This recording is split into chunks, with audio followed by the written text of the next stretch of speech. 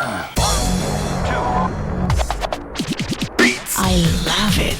Listen. Radiopirate.com. Radiopirate.com. Radio Pirate.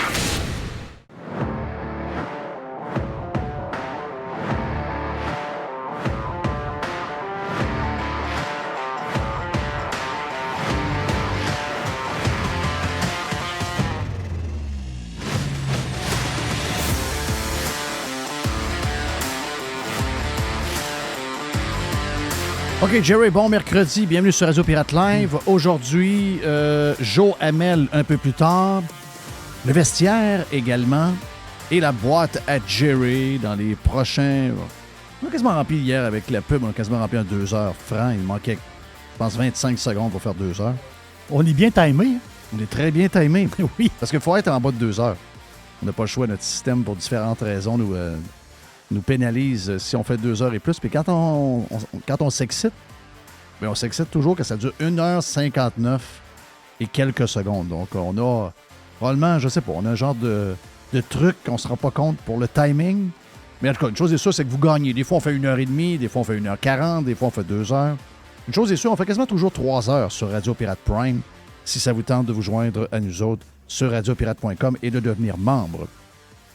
Regarde, je sais qu'on l'a passé pendant le Prime, mais j'ai toujours un plaisir, ça me fait du bien. C'est comme mon... je dirais... Est-ce que c'est devenu un classique? Ah, c'est déjà un classique. Oui, c'est un classique. Ah oui, c'est déjà un classique. Bon, ça va être intemporel, je pense. C'est intemporel. Comment? J'ouvre ton micro, par exemple. Vas-y. Je pense que je passerais ça dans les écoles. T'aimerais ça passer ça dans les écoles? Oui, parce que c'est comme le cours Économie 101. Oui. Je commence avec ça. Tu sais que dans les écoles, hier, en dehors des ondes, Marie-Josée Elie, Oui. qui est très bonne, nous a raconté que sa fille de 15 ans est à l'école et que à l'école, dans un vote, une élection simulée, Simulé. 90% des étudiants de la classe avaient voté QS. Ouais. Les écoles fabriquent des QS. Incroyable! Mhm. Imaginez-vous les profs. Imaginez-vous la prof, la prof dans la classe, comment est-ce que... C'est incroyable. Et aussi, je dirais qu'il n'y a pas juste les profs, là, de voir ce matin dans les journaux de Québécois un genre de couronnement. « Oh, Manon, t'aimes Manon. Si Manon n'était pas là, il faudrait l'inventer. On aime Manon. Si Manon n'existait pas, il faudrait l'inventer. Manon, merci. Tu es la douce guerrière. » Ça, c'est des chroniqueurs du Journal de Québec et du Journal de Montréal. Je veux dire... Manon Massé, c'est une marxiste, socialiste, communiste. Là. C'est des gens... Leur plan, là, c'est qu'on soit plus pauvre. Tout le monde au complet, parce que le plan a été essayé partout, là, et ce plan-là, c'est un plan de marde. Là. Ça finit par... Ça finit que tu manges ton chien. Là. Ben c'est ça. Ça finit par que tu n'as pas le choix. Il faut que tu fasses du tartare avec ton chien. Là. Ça finit toujours le même. Là. Ça finit toujours comme ça. Donc, de béatifier... Ben, peut-être bien fine, là. Tu sais, veux dire... Il y a des communistes qui sont fins quand tu les rencontres, mais... Oui, maintenant, j'irais faire de la moto avec, parce qu'elle fait de la moto. Ouais, je ne suis pas sûr que j'ai le goût de faire de la moto avec, là, mais... Ouais. Tu sais, moi, je suis pas capable d'être proche d'une communiste ou d'un communiste. Je suis vraiment pas capable parce que c'est trop dangereux. C'est des gens dangereux. Tu peux pas... Oh, on l'aime. Mais non, on devrait... Quand on parle des extrêmes, les gens ont peur de Éric Duhaime et du Parti conservateur du Québec. Ouais. C'est pas ce parti-là que vous devez avoir peur. C'est lui. Ils veulent piger dans les REER, là. Ils veulent aller jouer dans les CELI. Ils veulent t'obliger. J'avais vu ça passer, une patente de QS. Ils voulaient t'obliger à l'argent que, mettons, tu mets de côté pour guider ton argent dans des espèces de patentes de logement social. Là. Attends un peu, là. C'est mon argent, je vais en mettre tout ce que je veux. Là. Ben oui. Attends un peu. Mais pense à ça 2 minutes, là. C'est spécial? Ah, c'est une affaire bizarre. Là. Très spécial, très spécial. Mais parce que tu as le programme de QS et tu as le programme caché de QS. Hein? Oh, oui. Il y a 2 programmes. Ben oui. Même lui que tu vois, il est épouvantable. Imagine-toi l'autre. Mais c'est tout le monde, là. La presse, Radio-Canada, TVA. Tu sais, puis dans le fond, là, on s'entend que ça ne changera pas grand-chose de personne. Tu sais, je veux dire, Manon s'en va. Manon, goodbye. Nano va prendre sa place. Pas bien grave. C'est Rouba Gazal. C'est Rouba Gazal? Oui, qui va prendre sa place. OK. Donc, les breaking news, puis les grandes histoires, puis les commentaires à pu finir sur Manon Massé, là, vous dire, quand même. Regardez-vous une genre de petite gêne. Hey, oui, ben c'est ça. Ben, le classique qu'on veut vous faire entendre, parce que moi, je pense qu'on va le faire entendre pour le reste de l'éternité. Les jeunes votent QS. Donc, tiens, c'est un petit reminder de notre journée d'hier. Puis là, mon frère, il me dit, t'as fait combien, mettons, dans ton revenu? Puis là, je sais pas, donc je dirais 100 000. Puis là, il me dit, ben, tu vas peut-être devoir payer 30-40 000 d'impôts. Je suis comme, faut que je redonne l'argent. Non, mais il était comme, ben oui. J'étais comme, quand? Qui? Puis pourquoi autant? Puis là, j'étais comme, non, Chris, j'ai travaillé pour cet argent-là, tabarnak, je vais le garder. C'est exactement ce qui est arrivé avec la fille d'OnlyFans aussi. Là. C'est toi, hein? Arc, faut que je leur donne de l'argent. Oui. Ben là, c'est comme, je sais pas, mais c'est comme, comment ça? Hein? Quoi? Puis sa chum à côté, elle dit quand? On dit, c'est quand faut que je paye? Ben c'est là. À qui faut que je paye? Ouais. À qui faut que je paye? Hein? À qui faut que je paye? Ben, à qui faut que tu payes? Faut que tu payes aux communistes qui sont au bout de la rue là-bas, là? Ben oui, il y a une grosse maison, là, puis le gars en haut, il mange du fromage en grains, là. Oui. C'est lui, c'est eux autres qu'il faut travailler l'argent là-bas, là. Ben oui. Puis les autres, ils prennent cet argent-là, ils mettent n'importe où dans toutes sortes d'affaires, là. Donc, c'est ça, là. Calif de calif.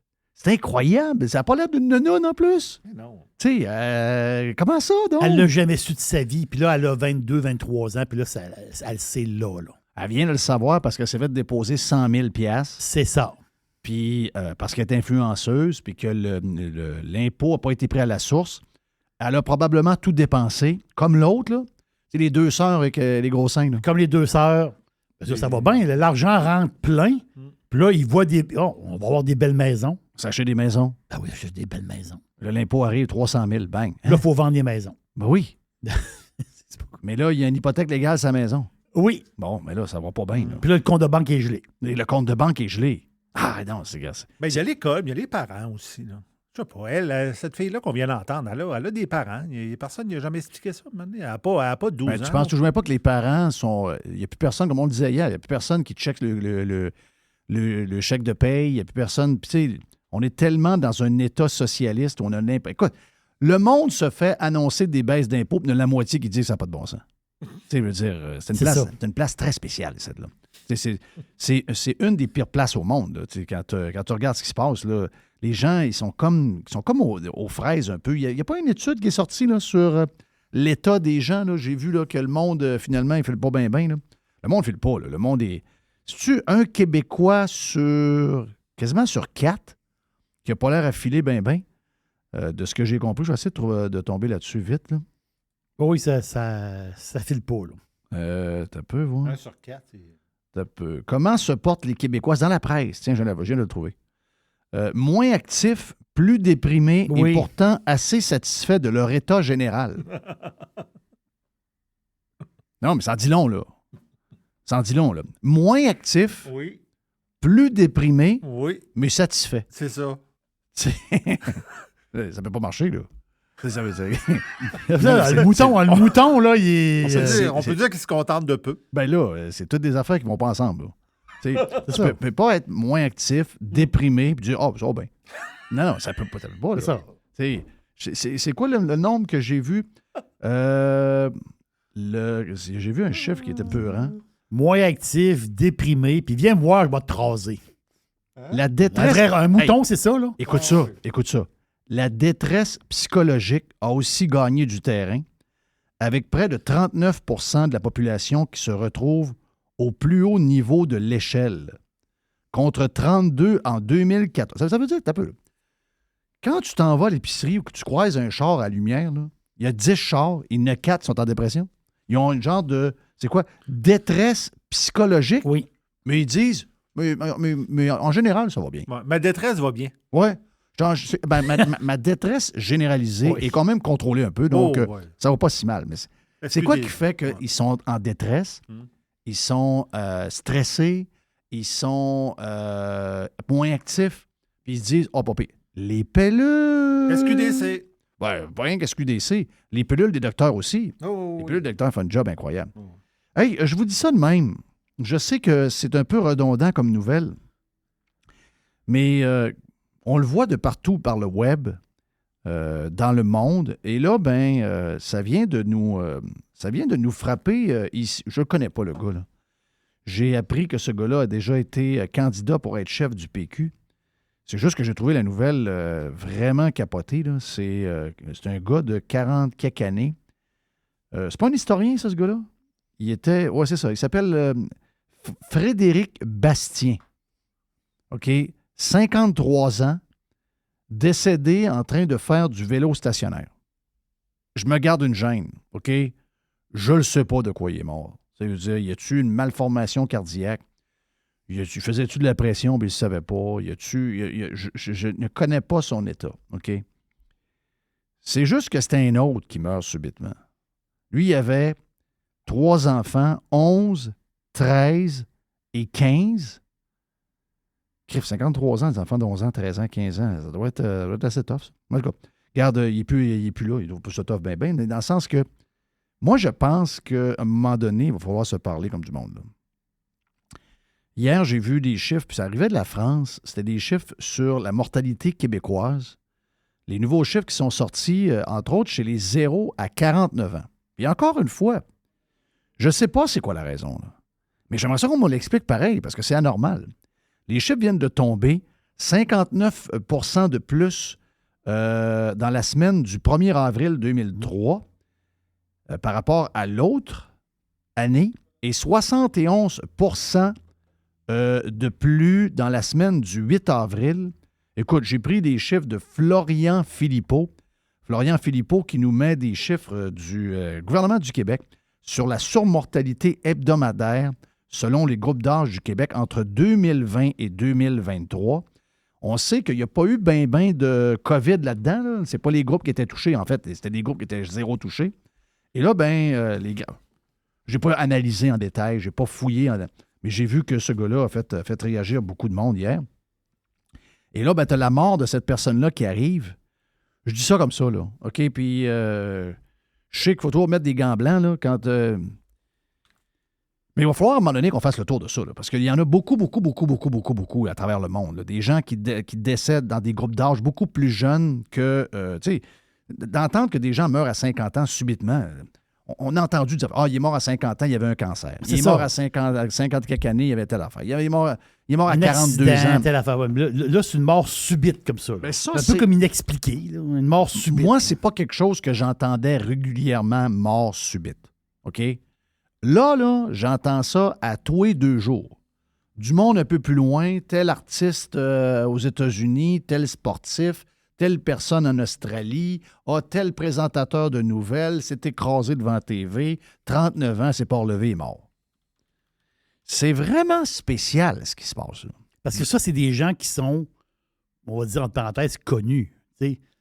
Mais là, la personne qui n'est pas connue... Pas dans le journal. Là. Le gars qui est dans une shop, je sais pas moi, dans une ville quelque part, dans le monde, lui, le gars, il travaille puis il tombe.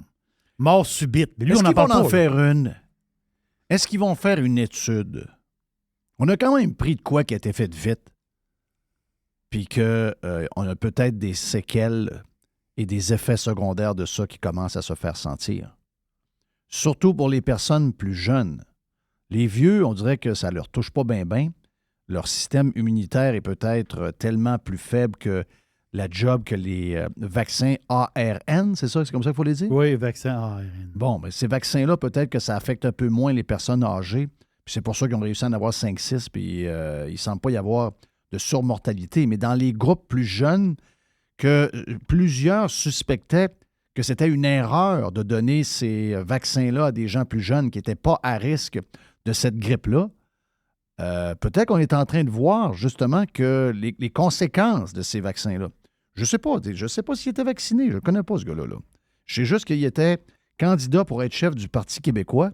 Puis là, boum, décédé subitement chez lui après un petit drive de vélo stationnaire. Il y en a beaucoup. Regarde, moi, je ne fais pas partie de ceux qui vous disent « Je sais c'est quoi. C'est tout le vaccin, c'est toute la comment ça s'appelle ça, la picoune, ou je ne sais pas trop quoi. » Je dis pas la picouille. La picouille. Je ne sais pas si c'est ça. Mais c'est rendu un point où je pense qu'on devrait au moins faire quelque chose, un genre de semblant d'étude. Puis je sais que ça ne partira pas d'ici, là. Mais mettons que les États-Unis d'Amérique, l'Angleterre, ces places-là plus sérieuses, sérieux, ça mérite qu'il y ait une étude. Il y a trop d'histoires de gens qui meurent subitement. À moins que Ça arrivait avant, puis personne n'en parlait, mais il me semble que non. Là. Il me semble que c'est nouveau depuis un an et demi, cette affaire-là. Là. J'ai un article français ici, mais ça n'a pas rapport, il n'y a pas de COVID, là. Puis c'est juste que les gens, puis ça, c'est une forme d'étude française, là, qui parle des gens qui sont âgés, là, c'est pas des personnes âgées, là, c'est des plus jeunes. Là. Ils disent que 80% du temps, quand c'est une mort subite, t'écrases à terre. Là. Ça, c'est une mort subite. Boum. Ça se termine là. C'est un problème de rythme ventriculaire. Oui. Donc, autrement dit, c'est comme le cœur qui a un problème. Sauf que c'est justement ce qu'on parlait pour les gens de ce groupe d'âge-là, surtout les hommes. Puis je ne vous dis pas qu'il y a juste des hommes qui tombent, il y a des femmes aussi qui tombent. Mais il y a beaucoup d'hommes.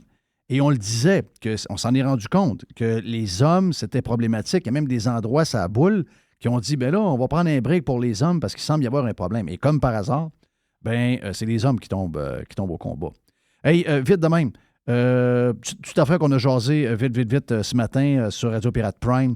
Qui c'est qui a piqué le Journal de Montréal sur l'histoire de Martine Biron et ses 10 voyages en 6 mois? Youhou! Si vous êtes sur les réseaux sociaux, si vous êtes sur Twitter, si vous parlez au monde dans votre gang, dans votre chambre de hockey, c'est un sujet qui revient parce que de temps en temps, on n'aime pas ça. Il n'y a pas un chat depuis que je suis au monde qui aime voir des politiciens se faire une vie de reine à nos dépens. Il y a peut-être un peu de jalousie, mais il y a surtout un fond. On a l'impression de se faire crosser pas à peu près. Martine Biron, prétentieuse journaliste de Radcan, qui a essayé de nous faire à croire pendant qu'elle était à Radcan que le 3e lien, c'était de la marde, qui est arrivée comme politicienne sur la rive sud de Québec et qui a fait semblant, comme Bernard Drainville, que finalement, le 3e lien, c'était une bonne idée.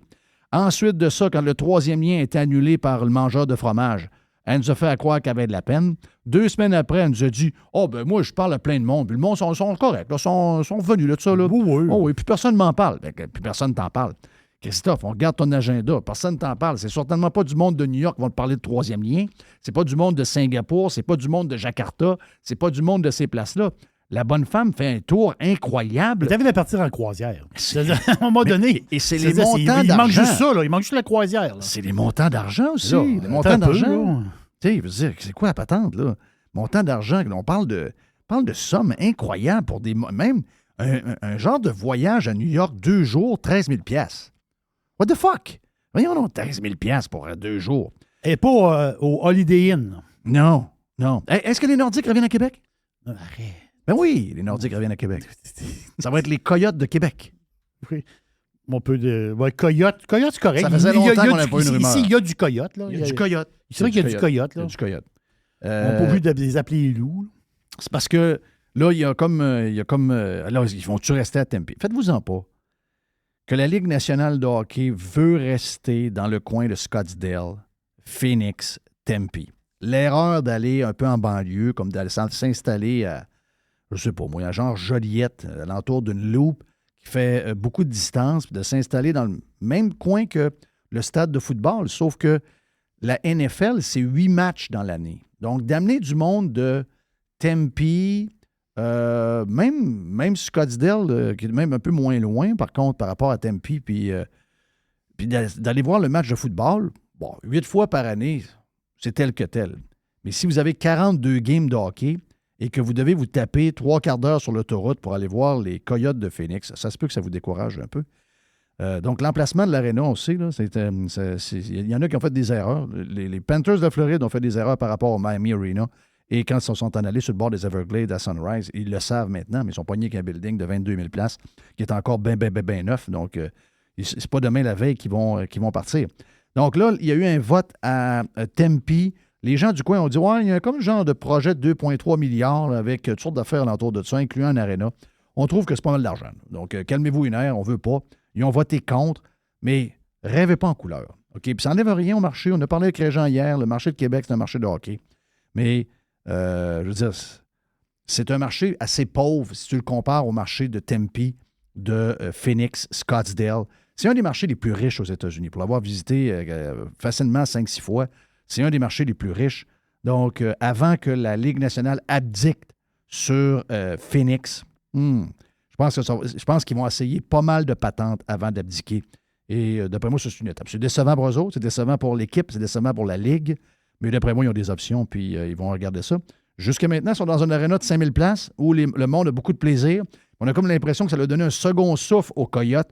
Donc, jusqu'au temps où l'équipe qui est en train de se rebâtir reçoit un peu d'argent de la Ligue pour se trouver un nouveau domicile, j'ai pas l'impression que Gary Bettman va mouver cette équipe-là. Et si jamais il bouge l'équipe, en tout cas, mon pif me dit que c'est le marché de Houston qui risque d'être le prochain marché qui va être comblé par une équipe de la NHL.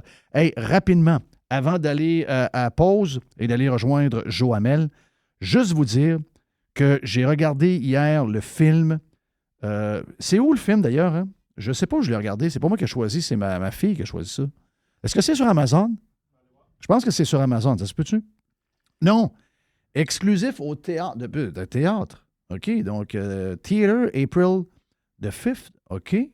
Donc, ça veut dire qu'il était déjà en cinéma. Air, A Story of Greatness. C'est l'histoire de Nike. Michael Jordan, on ne le voit pas dedans, pour ça.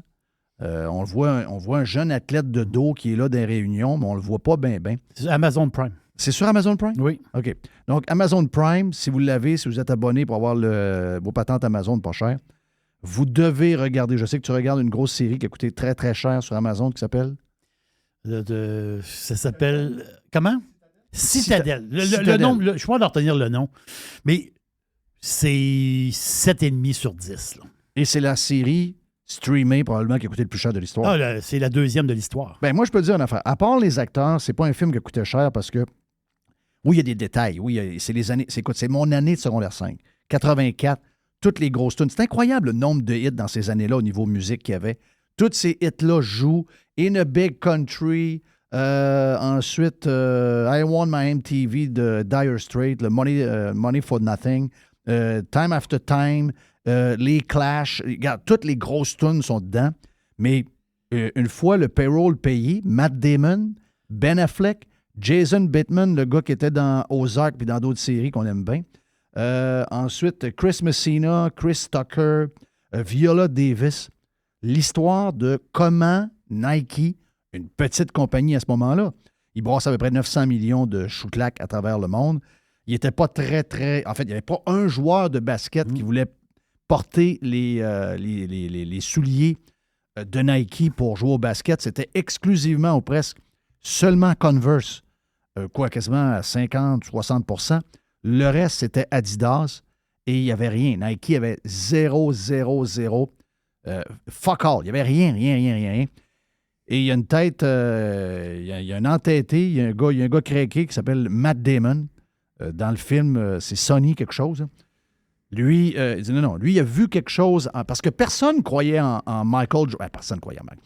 Il était ranké top 5 pour le recrutement. Mais il y avait beaucoup de gens qui doutaient parce qu'il avait joué à, d'abord, North Carolina, gros programme. Le coach qui était là est allé souvent à la finale de la NCAA. Il n'avait pas gagné de championnat encore, mais il disait, un peu comme Alabama au football, oui, Jerry. C'est ça. On avait l'impression que tu pouvais mettre n'importe quel genre d'athlète pas pire, et le système de cette université-là faisait que tout le monde était meilleur dans le club qu'il était en réalité. Donc, il y avait des doutes sur Michael Jordan, puis il n'y a pas beaucoup de monde qui croyait. Là, lui, il a dit, non, moi, je veux tout mettre sur lui. J'ai vu des affaires sur vidéo que j'ai regardées, j'ai reculé, j'ai reculé. J'ai vu de la greatness. J'ai vu un gars qui va marquer le basketball. J'ai vu probablement le plus grand des plus grands. Et le gars avait 18 ans à ce moment-là. Donc, lui, il a tout mis. Il a réussi à prendre la compagnie au complet, à embarquer Philip Knight, le gars de Nike dans l'histoire.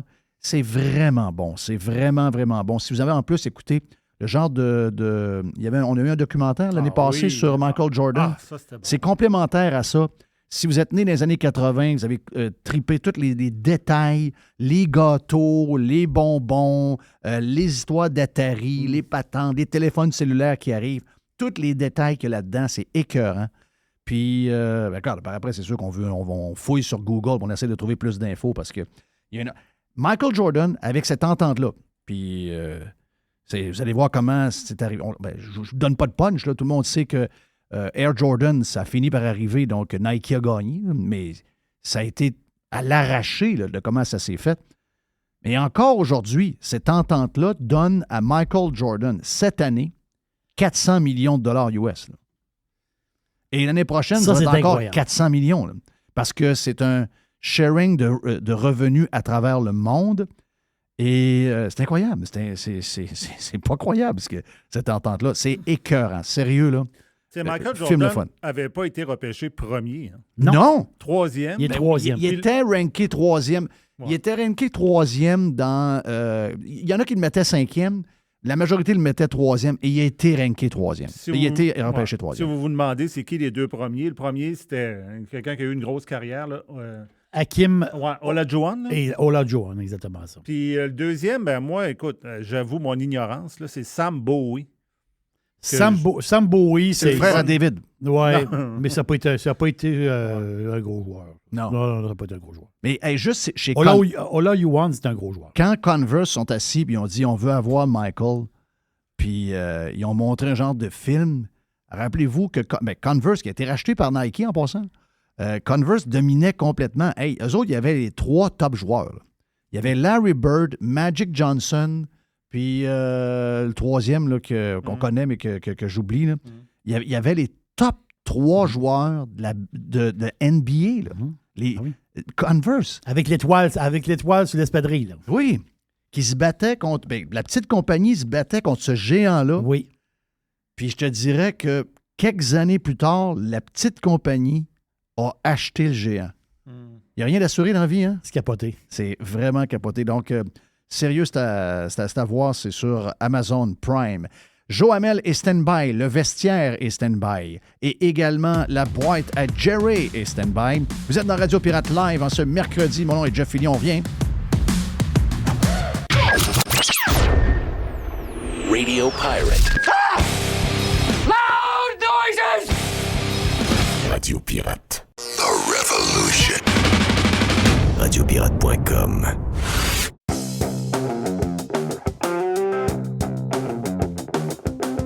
Joe Hamel est avec nous autres. On continue la discussion sur la finale de l'ouverture concernant Michael Jordan. Et pendant la pause, Joe nous dit « Hey, mais Stephen Curry a vécu un peu la même chose. » En passant, dans le plan initial, avant de toucher à Michael Jordan, le nom de Charles Barkley venait souvent pour Nike. Mais il avait peur de Charles Barkley parce que déjà, Charles, au secondaire, c'était un gars il appelait ça un clubhouse problem, là. Il disait, le gars, il a une grande gueule. Tu sais, le gars, il est incontrôlable. Là. Je veux dire, Barkley qui avait été repêché, il avait été repêché cinquième. Cinquième? Ouais, ben oui. deux rangs après Jordan. Le chum de golf de Bissonnette qui était à la TV pendant des c'est années. rendu qu'il fait un bon show. En tout cas, c'est une grande gueule, mais je il fait un bon show. Il fait un très bon show. Très, très bon show. Moi, j'adore Charles Barkley, je l'adore. Mais tu as raison de dire que Stephen Curry, c'est lui qui s'est fait en fait, il s'est fait... Nike l'a pas ramassé en 2016. C'est Curry, quand il jouait au collège, il y avait le swoosh. Oui. Et quand il est arrivé, justement, le temps de négocier, parce que lui, il est rendu un joueur de la NBA, ils ont dit « Ah non, il est petit, c'est un bon joueur, il est petit, mais... non, ils se sont fourrés. » Lui, je comprends que... Écoute, je suis pas le basket, mais je comprends qu'il a changé la game avec les lancers de partout. Là, les 3 points. Il a changé le basketball. Jordan a changé le basketball. Oui. Parce que Jordan, c'est, on dit, le côté athlétique. On dit les dunks, le côté athlétique, air. Hein, le gars, il sautait comme c'était du jamais vu. Là. Ce genre de basketball-là, jamais vu, où ce que le gars rentre au filet en sautant. Puis, ça veut dire, le gars, c'est inimaginable les passes qu'il a faites. Là. Tandis que Curry, c'est un autre style complètement différent. Lui, c'est le massacreur. Sa ligne de 3 points, puis on lance. Mais ça l'a, comme Joe dit, pour avoir regardé une coupe de game entre autres Miami contre les Knicks la semaine passée, From Downtown, avant, c'était exceptionnel. Là, maintenant, c'est que toutes les équipes ont des joueurs qui sont capables de mettre un 3 points à tout bout de champ. Ça change la game complètement. Là. Quand tu avances de 3 points, quand tu perds ou quand tu veux te bâtir une avance, puis que tu fais une coupe de 3, ça Ça va vite, là. Ben, l'équivalent, imagine, c'est de shotter de la bleue les défenseurs. Là, c'est ça. Si C'est du ça. jour au lendemain, tu lançais pas et là, tu te mets à lancer, ça change la game complètement en avantage numérique, etc. L'histoire avec Under Armour est intéressante parce que à la base, je pense que ça a parti un peu de rien aussi. C'est devenu un succès foudroyant avec les sous-vêtements. Puis je pense que l'histoire avec Nike, Jerry, c'est qu'il avait été. Son nom n'était pas bien écrit dans une présentation. Là. Il n'y avait pas trop d'espoir envers le gars. Là. C'était un peu comme un joueur de deuxième classe. Il ne mettait pas trop l'accent dessus. Puis de l'autre côté, tu as le Disturber. Mais Nike s'est fait un peu jouer la médecine qu'elle avait fait à Converse à l'époque, c'est-à-dire le up-and-coming Disturber a ramassé Curry avec une ligne de souliers, une ligne d'espadrilles directement à lui. Je pense qu'il n'y en avait pas ou presque pas avant, parce que Under Armour sont rendus avec des lignes complètes de vêtements. Avant, c'était vraiment juste comme des technical sous-vêtements. Là, des C'est trucs ça, comme ça. exactement. J'avais fait de l'argent, moi, avec ça en bourse. Tu te rappelles, ça avait fait une bonne ride, ça, au début, là, 2015, 16, 17. Il y avait Là, deux ça s'est classes replacé d'action. un peu. L'IPO. Ils ont eu un temps assez tough. Ils ont eu un temps tough. Ils ont eu un temps très, très Ben, tough. le président fondateur avait été accusé là, de malversation. Je ne sais pas trop qui avait pris le jet de la compagnie, whatever. Là. Mais je pense que ça s'est bien replacé depuis. Oui, OK. Mais beaucoup de brands vont bien. On a parlé de Puma cette semaine, la semaine passée, qui a signé avec la F1 pour plusieurs années. Oui. Il y a beaucoup de brands solides. Puis c'est quand même surprenant de voir que Nike tient si longtemps. Là, on va se le dire. Là. Nike, ça tient encore. C'est fort, fort, fort.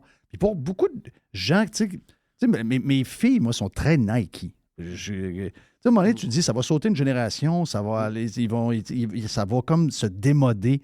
Ils n'ont pas eu cette période-là de démode. Tu sais, Adidas l'a eu. Adidas a eu des up and down. Là, c'est très hot, mais il y a eu des gros down. On dirait que Nike n'a jamais eu vraiment de down. C'est moi qui se trompe? Non, puis là, il y a toute la notion de souliers comme des investissements là, qui a vraiment favorisé Nike. C'est un peu comme les Rolex des montres. Là, c'est vraiment la valeur sûre. Tu as des marques qui ont complètement... Tu sais, Reebok, ça a disparu, ça. Rappelle-toi, c'était au hockey, c'était dans... Là, c'est rendu un peu une niche, je pense, dans les affaires comme CrossFit, etc. Mais comme brand majeur, corrige-moi si je me trompe, mais on ne voit plus Reebok comme on voyait avant. Là. Moins entendu que... Est-ce que New Balance revient? New Balance revient un peu, tranquillement, pas vite, j'imagine? Ouais, pour les coureurs, je pense que c'est très populaire. Là. Ouais. Pour la mode aussi, là, c'était les souliers de Steve Jobs. Il y a comme un culte autour de ça. Mais le côté mode, justement, Nike, c'est un des...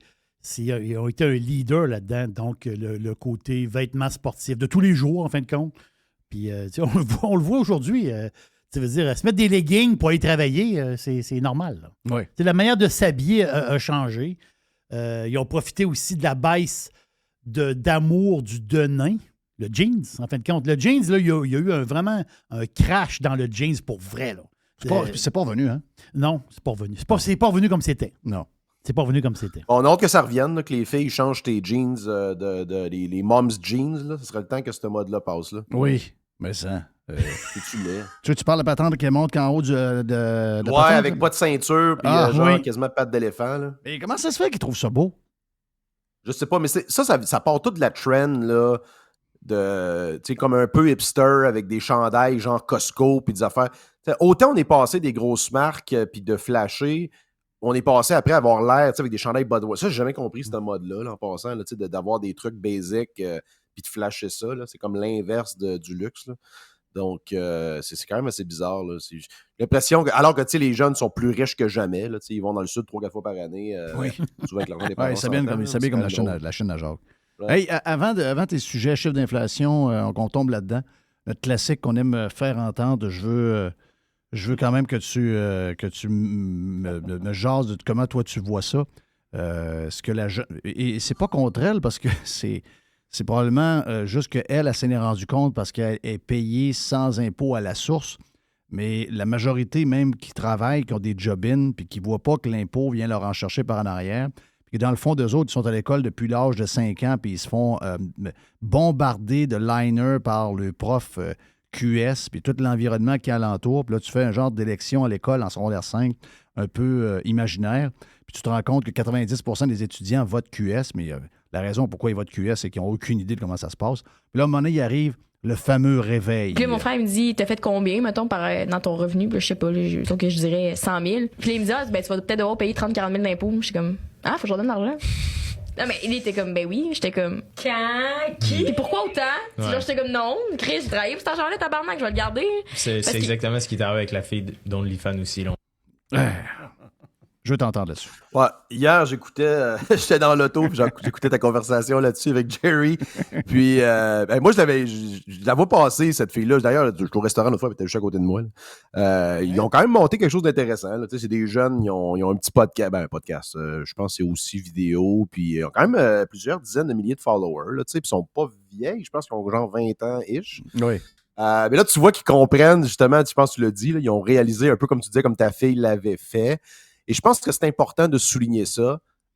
C'est important de quand ces conversations-là arrivent, après ça, tu as fait un petit rant sur, t'expliquais que ta fille te demandait, ben, ils vont faire quoi avec cet argent-là? Ben, ça va rien faire, ça va mourir dans la machine, etc. Mm-hmm. Donc, et le fait, je suis d'accord avec toi aussi sur le fait que le fait que ça soit perçu à la source, on n'a pas l'impression de faire un chèque, on n'a pas l'impression de le donner. Donc, il faut toujours ramener ce débat-là. Le fait qu'on paye pour des services monopolistiques de l'État qui sont non efficients, ben on aurait probablement de bien meilleurs services à bien meilleurs coûts si on avait le choix de opt-out, par exemple, du service d'assurance maladie, de la régie des rentes, peu importe, l'assurance médicaments, on peut déjà, mais on pourrait avoir une très grande partie de vos impôts vont mourir dans la machine. Là. C'est ça qu'il faut rappeler constamment. Le modèle québécois tel qu'on l'a... D'ailleurs, j'ai bien aimé hier ce que tu disais. On pensait que c'était le modèle qui allait faire faillite, mais en réalité, c'est la classe moyenne et la classe moyenne élevée là, qui est en train de se faire squeezer. Là. C'est ceux qui payent de l'impôt, disons les salaires moyens et moyennement élevés, avec des tarifs qui sont de plus en plus élevés pour un système qui offre de moins en moins de services. C'est ça la réalité. C'est ça. La machine, elle a du cash, elle peut savoir quoi en faire. Mais c'est nous autres qui commencent à étouffer. On pensait avant, c'est ça que je disais, on pensait avant que la machine allait faire faillite. Mais la machine ne fera pas faillite finalement. C'est nous qui allons être dans la marde financièrement puis qui commencent à se battre pour essayer. C'est peut-être un détail que je vais vous dire. Là. Joe, je ne sais pas quel âge que tu as précisément, mais tu sais, moi, je suis un vieux, là. C'est 58 ans. Moi, je suis de l'époque où ton chèque de paye, on t'a payé à la semaine. On t'a pas payé aux 2 semaines. Tu as un chèque dans une enveloppe avec un talon de paye. Je ne vais pas te reprendre, mais mes premières payes, j'ai eu de l'argent dans une enveloppe. OK. Non, moi, j'ai eu ça de Jerry aussi, là, avec tu voyais le breakdown. Là, voilà, tu as le talon de paye. Puis là, il fallait que tu détaches ton chèque du talon de paye. Mais veux pas, tu le regardes, ton talon de paye. Puis là, tu regardes, hey boy, OK, oh boy, OK, c'est quoi ce chiffre-là ici? Ah, il est marqué ARQ. Ah, c'est quoi ce chiffre-là? Ah, il est marqué syndicat. Il faut se comprendre. Tu vois le talon de paye. Aujourd'hui, les dépôts se font automatiquement. Tu arrives, tu as ta job. Même le T4, tu le vois pas, tu l'envoies direct au comptable. Voilà. Le pire là-dedans, là, tu sais quoi, c'est pas ceux qui sont le plus, je pense, outrés de ça, c'est, je pense, les salaires moyens et moyennement élevés. Moi, je parle des fois du monde. Tu sais, j'ai beaucoup... ça fait plusieurs années que je suis dans le domaine de la finance, puis je côtoie des gens, des fois, qui font, tu sais, des fois presque plus d'1 million par année. Puis tu leur parles de ça, puis tu sais, cette espèce c'est pas de la gauche caviar, mais c'est du monde à droite, mais on dirait qu'ils se sont racontés une histoire comme le fait qu'ils payent beaucoup d'impôts, ça garde la société en vie d'une certaine manière. Là. Puis, tu sais, ils essaient de justifier le fait qu'ils donnent 53% de leur salaire. Ouais. Mais êtes-vous fou, Chris? C'est quand...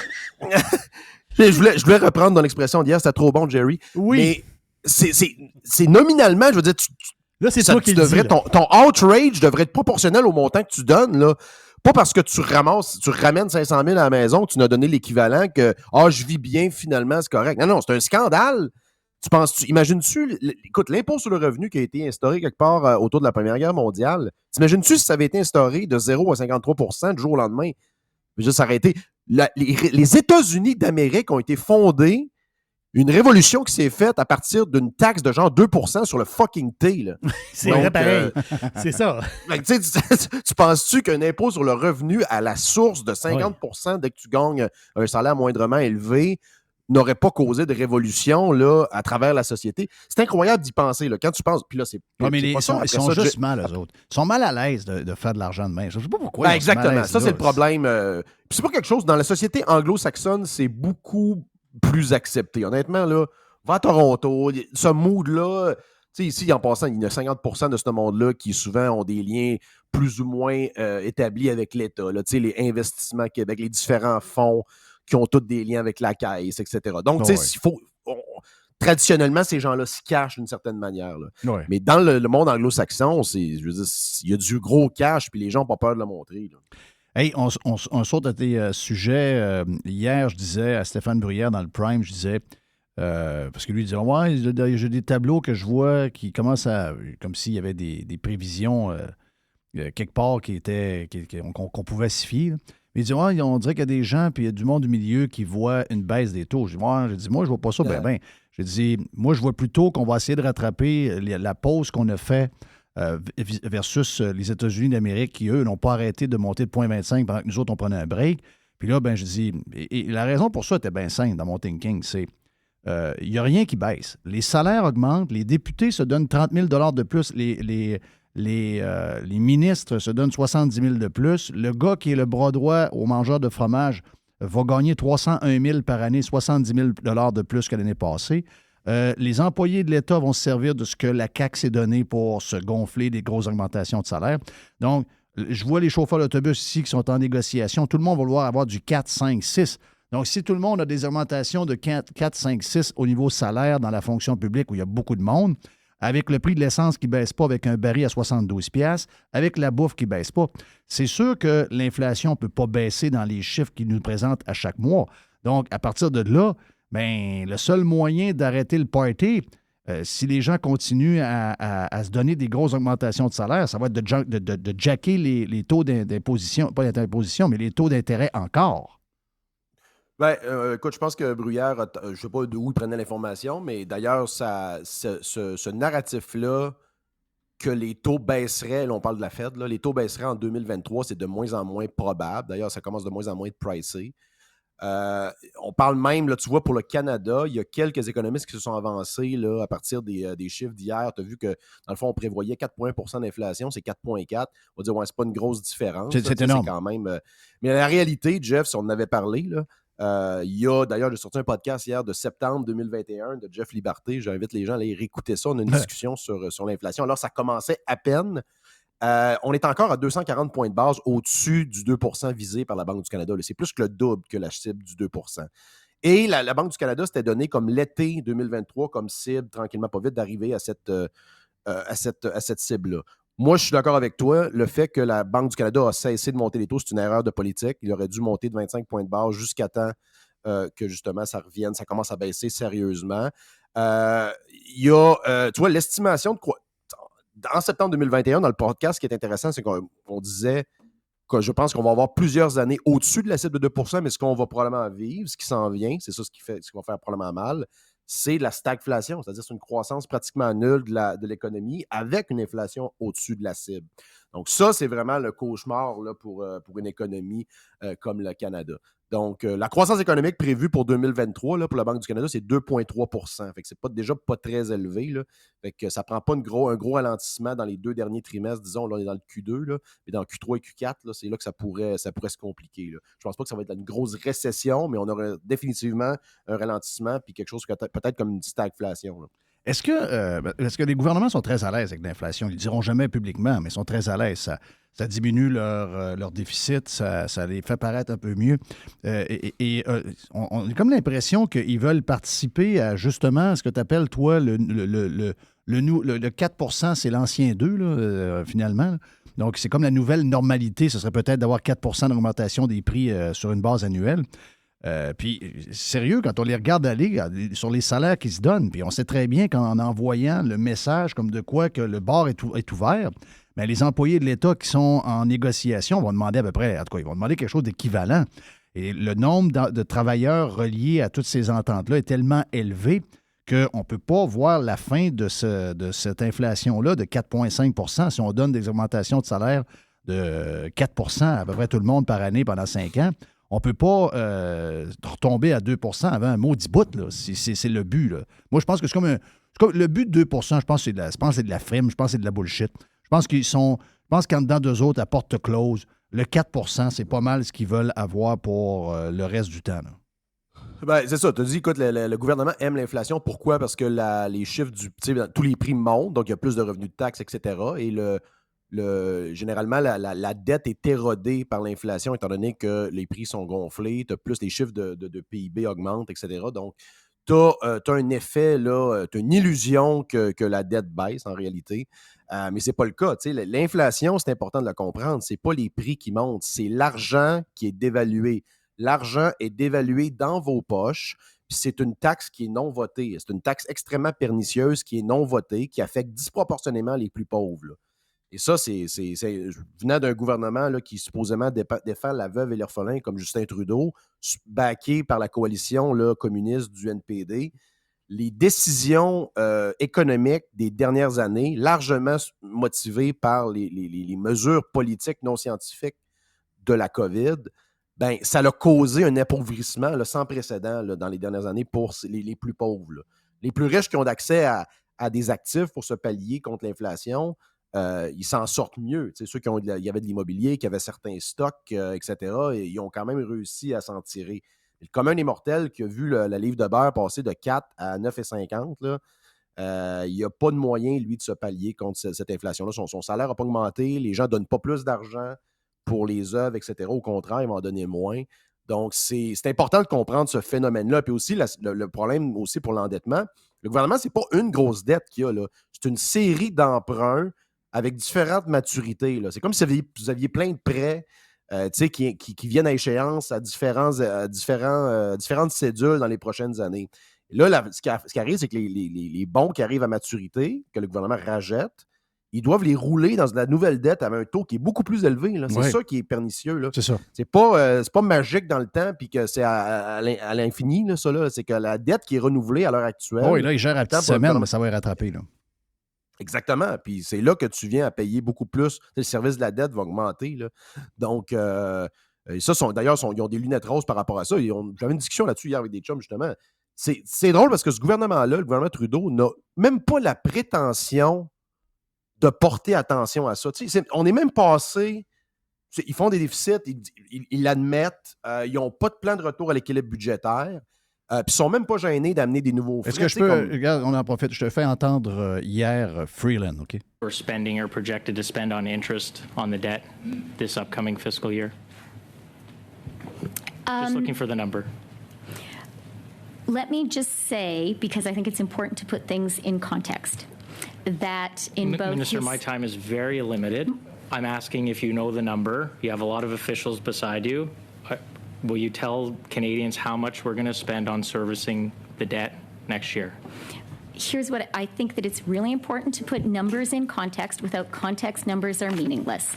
Our debt service charges are low in Canada's historical context, and they are low compared to what our peers in the G7 Thank you for the context. What's the gross dollar value we're going to spend on interest on the debt next year? And let me again, I really am opposed to fiscal fear-mongering by the Conservatives. And so the important point to make for Canadians is that in historic context, our debt service charges are reasonable and sustainable, respectfully, and Minister, lower than they have been in many previous years. That's why S&P reaffirmed our AAA rating. I'm asking, will you tell Canadians how much we're spending on the debt? It's in black and white in your book. Do you just not want to say? I think that it's important to put all numbers in context. Thank you, Ça peut continuer encore pendant une minute de même. Écoute, c'est incroyable. C'est incroyable. C'est 43 milliards, le montant. Freeland était une directrice, chef de la direction financière d'une entreprise, et ça, c'était un earnings call, là. L'action perdait 10% aftermarket. C'est incroyable que la ministre des Finances ne soit pas capable de répondre à une question de base concernant les finances publiques du pays, là. C'est 43 milliards. On a des illettrés économiques en charge d'un pays du G7. C'est un scandale. C'est incroyable. Je veux dire, j'arrive pas à y croire qu'on est arrivé là. Oui, puis je le répète encore. C'est 43 milliards par année, en tout cas, avec les taux qu'on a, là, puis la dette qui est actuellement ce matin. On prend tout l'argent qu'on nous donne en impôts Ils prennent une grosse partie, aux alentours de quoi, 20-22 du budget total. Hey. Ils prennent 43 milliards et ils mettent ça à la dette. Et juste pour payer les intérêts, là, aucun capital est payé. Là. C'est incroyable. C'est incroyable. Et elle a dit... Et ça va juste... dans le fond, elle, ce qu'elle dit, c'est pas faux. C'est factuel, le fait que le Canada est encore bien placé par rapport aux autres pays du G7. Par contre, c'est l'augmentation depuis qu'ils ont pris le pouvoir qui dépasse l'entendement. Non seulement ça, mais le nombre de fonctionnaires, je l'avais parlé, qui a augmenté de 30% depuis que Trudeau a pris le pouvoir. D'ailleurs, ça commence à sortir le fait que ces emplois-là ont distorsionné le marché de l'emploi. Et quand tu parles de pénurie de main-d'œuvre, c'est largement à cause de ça, le fait que le gouvernement monopolise la main-d'œuvre dans certains domaines. Oui, c'est incroyable. Et regarde, juste avant de te laisser, j'ai mis ton point numéro 2 parce que Radio Pirate a fait un tweet hier là-dessus avec des images de Dan the Beast dans le bois avec un gros centimètre de neige qui couvrait le sol au complet. Il n'y avait pas de place à dire c'est-tu de la neige ou c'est pas de la neige? Il y a eu beaucoup encore ce matin sur le radar, beaucoup de neige un peu partout. La Beauce en a eu un peu, quelques flocons, bien des endroits dans la région de Montréal. Là. On est le 16 et le 17 mai. Il semblerait, d'après ceux qui ont bien peur du climat, il semblerait que quand on fait ça, quand on dit, ben là, c'est quand même un peu contradictoire l'histoire du climat. On est rendu au printemps, il fait fret, on gèle, on a même de la neige au milieu mai. Puis là, ben, c'est ça qu'on a, là. Oui. Il neige live. Il neige là. Il neige live. Il neigeait tantôt, là, au Oui. centre-ville de Montréal. Jeff, je sortais avec mon café. Je dis, qu'est-ce que c'est ça, cette affaire-là? OK, mais en arrière de moi, je viens voir ça. Laisse-moi montrer. Il dit, il neige là. Donc, mais quand on dit ça, là, c'est, ben quoi? Hein? Parce qu'il fait froid dans ma cour, la terre ne se réchauffe pas. Par contre, le même, s'il fait une journée de 32 degrés à Montréal, va dire « Oh my God, il faut enlever les chars, c'est l'enfer. » Mais là, tu lui dis... Non, ça marche juste pour le chaud, ça. Ça marche pas pour le froid. Moi, j'étais écoeuré de ça.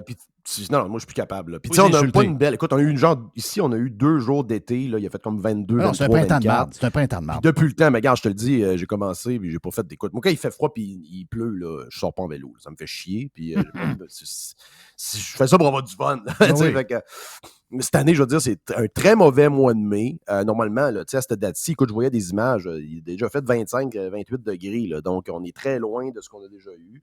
En passant, là, j'ai fait un tweet là-dessus. Moi, je pense que le catastrophisme environnemental, comme le wokisme, ça l'a piqué.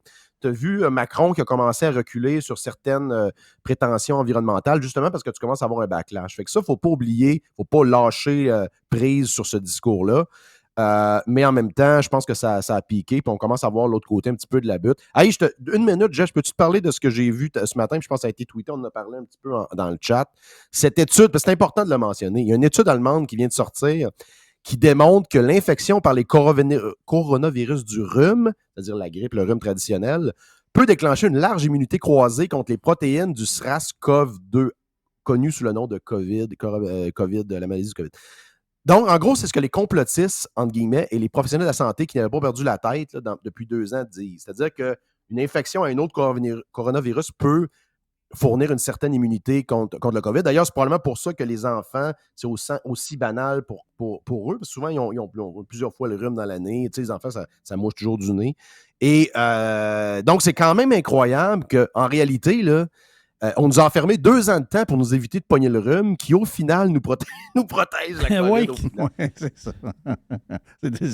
C'est complètement ça. Mais on le disait tôt dans l'histoire. Je pense que c'était peut-être à l'automne, au pire, début 2021.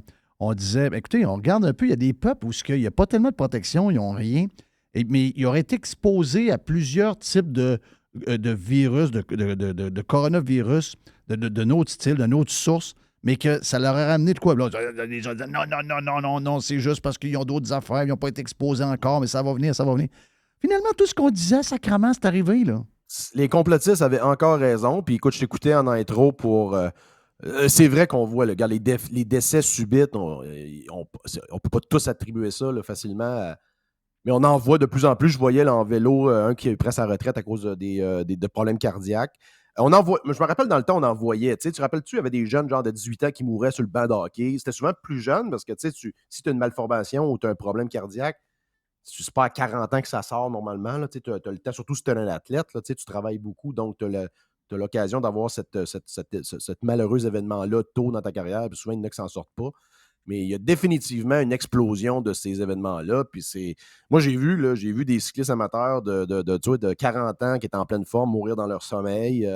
Il y a beaucoup de gens qui se posent des questions là-dessus. Puis on dirait qu'il y a beaucoup de gens qui ne veulent pas qu'on se pose des questions là-dessus non plus. Ben, c'est ça qui est le plus inquiétant. Au moins, on peut-tu commencer à regarder. Il doit y avoir des pays sérieux, à un moment donné, qui vont commencer à se poser des questions. Je sais bien que c'est pas par ici que ça va commencer. Là. Mais, tu sais, le gars, je ne connaissais pas, le gars qui voulait être chef du Parti québécois, là, mais... Ben, il avait l'air, écoute, je le regardais, il avait l'air en shape. C'est un gars en shape. C'est un gars en shape. C'est un gars qui court, c'est un gars qui fait du vélo, stationnaire. C'est un gars en shape. Là. 53 ans, full shape, pas malade, rien, bang, tombe en bas de son vélo. Aïe, aïe, c'est incroyable. C'est pas 73, là, on s'entend. Là. On ne peut pas dire que c'est relié à ça, mais il y a une Christie de gang. Là. Ça commence, les histoires de cœur depuis 1 an et demi, subitement décédé à 42, 43 ans. Je trouve qu'il commence à en avoir pas mal. Ça se posait des questions. Thank you, Joe. Joe Hamel, thank you, man. On s'en parle mercredi prochain. On s'en va vers le vestiaire dans les prochaines minutes, ici même, sur Radio Pirate Live.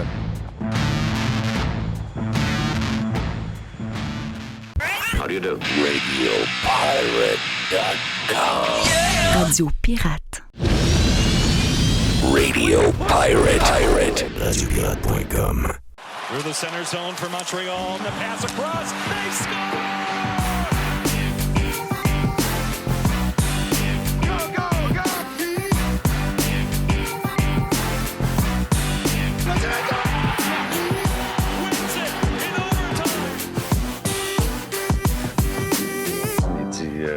Qu'est-ce qu'on va dire aux journalistes?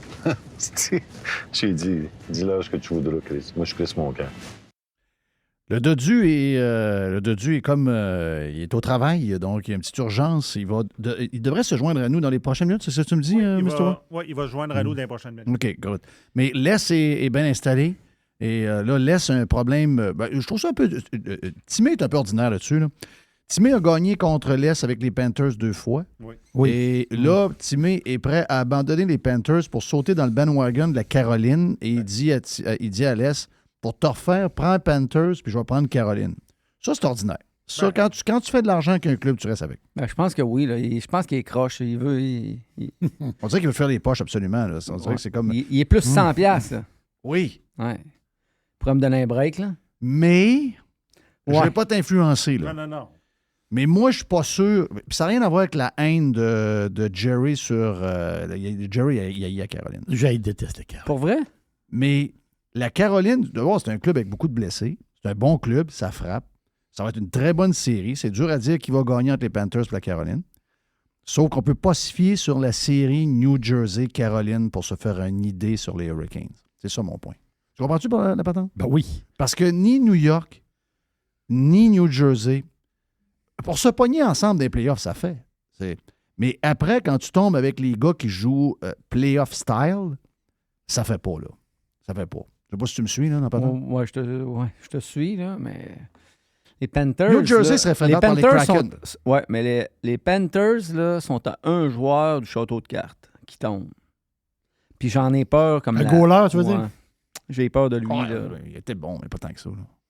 Ah, il était bon. Il était bon. L'autre aussi. Hey, ils ont eu le même nombre de shots. C'est le meilleur goaler présentement dans les séries 2023. Oh oui, mais je veux dire, c'est pas le joueur qui fait l'impact tant que ça. Mets le goaler d'Edmonton, puis mets le goaler de Boston, puis mets le goaler de même du Lightning.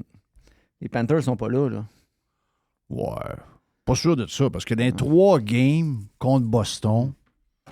Non, il a fait des arrêts extraordinaires. Mais il n'a pas volé des games. L'échappé, là... mais il n'a pas volé des games. Il a gaulé comme un goaler doit gauler. Un goaler de 10 millions par année. Même s'il coûtait 5 millions, il aurait donné 5 millions. Il gaule comme un goaler doit gauler, à un moment donné. Mais... c'est pas des gars, c'est pas des gars du midget 3. Tu sais, les Stars de Dallas sont là. À cause de qui? Avez-vous écouté le match 7? Oui, je regarde la première période. Si on n'a pas le goaler, là... Ça marche pas, là. Ouais, mais il s'est fait sortir, le goaler, à la game d'avant. Je le sais, mais il s'ait fait grander pas mal. Puis pas les Golden Knights, mais le Kraken, le goaler, là, s'il est pas hot, la game 7... Il était vraiment hot, là. Ça finit 1000 contre 100. Là. Oui, mais... Je sais pas. Mais moi, la game, les gars, moi, je voulais juste vous dire... Parce que, t'as peu, là. Caroline n'a pas le style de joueur. Caroline, ça n'a pas le style de joueur de Toronto. Là. Toronto, on parle bien, là. Mais Toronto, il y a quand même du monde un peu qui sont capables de monter à la POC. Puis tu sais, Matthews, il n'a pas bien joué. Matthews, pas bien. Je suis capable de te sortir 20 vidéos que Matthews il a fait des shots qu'il aurait pu rentrer. De vue sur quelque chose. Le goaler est un peu voilé. Et, il y a eu des shots. Il y a eu quasiment 6 à 8 lancés par game. Et il y a eu 2-3 bonnes shots par game. Oui, mais... Mais, tu sais, je veux dire, là, tu n'auras pas ça avec Caroline. Là. Un des meilleurs joueurs de Caroline, c'est Kéké, là. Oui, mais je pense que tu as un peu raison que les Panthers sont plus mode série, agressif. Mais encore là, c'est dur à prendre. Dodu, tu viens de te joindre. Les boys. Tu viens d'arriver, mais on essaie de se faire une idée sur Caroline Panthers. Parce que moi, je dis que T'as-tu la grippe, toi? Non. Non? T'as-tu des allergies? Un petit chat dans la gorge depuis une semaine à peu près. Bon. Parce que moi, j'ai l'impression que... Un petit chat... Un petit... OK. Un mignon. C'est ça qui arrive quand t'es pas habillé assez chaudement à l'est, là. Ouais. Toi, t'as l'air d'en avoir un. Hey, toi aussi, t'as l'air d'en avoir un chat dans la bouche, t'as l'air dans la gorge parce que t'as l'air à parler du nez un peu. Il parle du nez, ça fait 3 mois, ça fait 2 mois. T'es-tu rendu que tu prends des... C'est parce que j'ai pas fini de muer, moi, les gars. T'es pas rendu que tu prends des stupéfiants depuis que tu restes en Floride, toi, là? Non, je bois juste de la Yingling. C'est peut-être ça le problème. J'ai changé la Bud Light pour la Yingling. Hey, mais... peut-être ça le problème. Ouais, tu veux pas devenir un monsieur, madame. Mais Caroline, là, on s'entend que la série contre New Jersey, c'est un mauvais baromètre, là. Ben oui, parce que New Jersey... Tu sais, on s'était parlé il y a quelques semaines, les gars, puis j'avais dit, le nouveau format de playoff, c'est correct, on perd des bonnes équipes en première ronde, mais je pense que la deuxième ronde, des fois, ça donne lieu à des mismatchs un peu. Puis on a eu des bonnes séries pareilles en deuxième ronde, mais je pense que ça en était un. Où ce que là, tu as un New Jersey, tu sais, New York Rangers, je pense qu'il n'était pas là. On a tous pensé que peut-être qu'il était là, mais je pense qu'on a vu assez vite qu'il ne l'était pas. Fait que c'est pas un bon baromètre pantoute, Jeff. Puis, tu sais, les Hurricanes, j'ai cru comprendre que Teravainen est peut-être en mesure de revenir dans la série. Ils ont eu quand même une série rapide, eux autres aussi. Panthers aussi, les deux équipes vont être reposées. Mais si tu me demandes, moi, c'est sûr, je sais que Jerry ne sera pas d'accord, là, parce que Jerry, pour une raison YZ, il n'aime pas Caroline. Non, je déteste Caroline. Mais tu sais, moi, je vous avais dit... Moi, j'avais pris Boston jusqu'en finale de la Coupe. Je mène notre pool pareil, là, par quelques points. Je suis premier pareil. Mais j'avais pris Boston. Et puis, là, avec Teravainen qui va revenir potentiellement, Caroline, c'était pas mal ma deuxième équipe dans l'Est pour dire, hey, les boys, c'est probablement eux autres là, qui vont se faufiler jusque-là. Puis comme de fait, je pense qu'ils vont se rendre en finale de la Coupe, les gars. Oh. J'aime bien Floride, mais c'est encore une fois, je pense que les Hurricanes ont ce qu'il faut pour répondre à la Floride dans leur game un peu tough puis robuste. On s'entend-tu que ça peut Caroline ont ce qu'il faut. Là. Mais ça peut être le genre de série qui va minimum en 6 puis peut-être même en 7. Oh, ça peut être une très longue série. Ça va dépendre vraiment, Jeff, qu'est-ce que Bobrovsky il fait. J'ai ça parler des goalers, mais on s'entend que si Bobrovsky... il fait juste gauler correct. Je pense pas que ça va se rendre bien loin, mais c'est sûr que ça pourrait être une longue série. Là. Hey, c'est deux. Ça va jouer. Je sais pas si vous trackez. Là, moi, depuis il y a quelques années, San Jose puis Los Angeles se pognaient tout le temps des séries ensemble. Puis les chiffres de mise en échec, c'était complètement débile. Là. C'était genre 55-60 par match, par équipe. C'était au-dessus de 100 mises en échec par série. Ça fait longtemps qu'on n'a pas vu ça.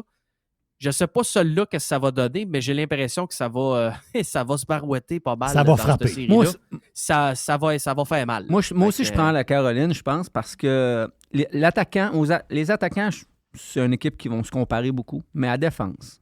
Tu sais, la Caroline, ils sont capables de jouer chien à défense. Ils ont des gros...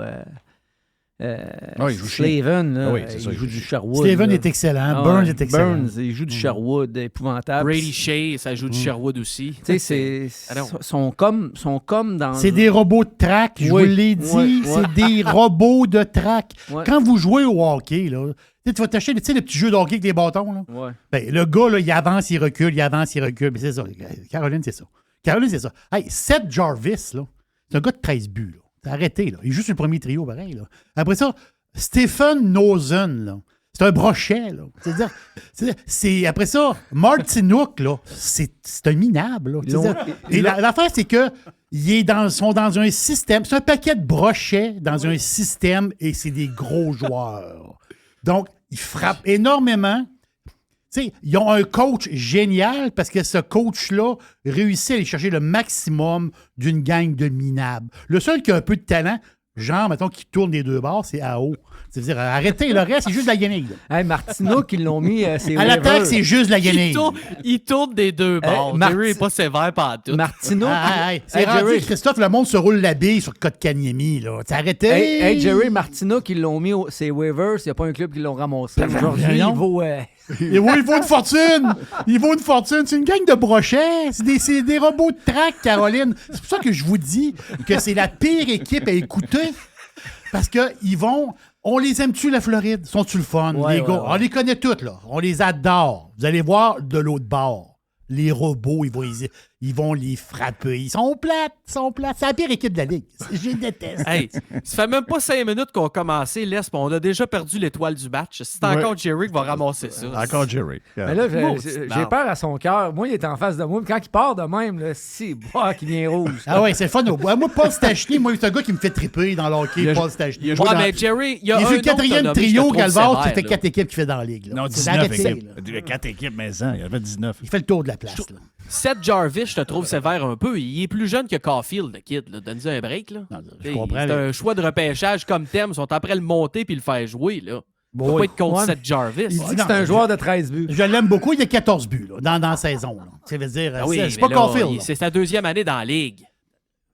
Mais c'est ça, la Caroline. C'est ça. Attendez-vous pas à quelque chose. Caroline, là, c'est plate. Là. Ça va être dole, la série. Là. Je vous le dis. Ça va frapper. Mais oubliez les beaux jeux, là. C'est du snap. Le gros burn snap. C'est tout. Ça finit là. Savez-vous, je vais vous conter une anecdote, les gars, parce que je vous ai déjà parlé le lundi, on jouait avec nos chums de hockey, puis on a Andrew Hammond, l'ancien goaler qui joue pour nous autres. Puis on parlait de Caroline. Puis il me disait que quand les gars vont jouer en Caroline, il dit c'est comme si la glace, il jouait puis il avait mis la glace penchée. Il dit, quand tu joues là-bas, là, il dit, t'as l'impression qu'il y a une pente qui s'en vient vers toi tellement que les gars arrivent vite nord-sud, ça patine, ça rentre, ça frappe. Fait que Jerry, t'as pas tort quand tu dis que c'est des robots de track. C'est des robots de track. Les goalers disaient, tu joues là-bas, c'est comme s'il avait mis la glace pain penché vers toi ici, puis les gars, ça rentre au poste. On va te dire une affaire. Mais, j'espère que le talent va surmonter l'équipe de robots. Moi, c'est ça que j'espère. C'est-à-dire que le talent, les Panthers, ils ont des gars talentueux. J'espère qu'ils vont surmonter ça. Mais il y a le gros nom aussi. Le gros nom, c'est Rod Brind'Amour. Ah, Brind'Amour, c'est un génie, là. Ouais. Brind'Amour, c'est un génie. C'est vraiment un des meilleurs coachs de la Ligue. Là.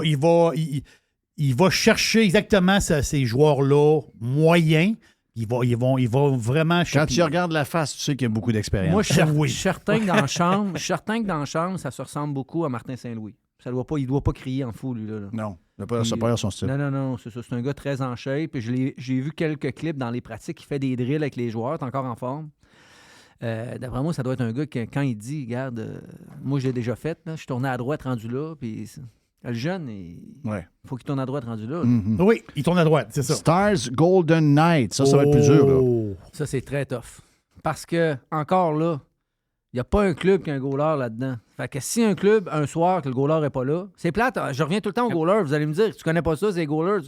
Mais non, je connais pas ça parce que je gagne pas mon pool.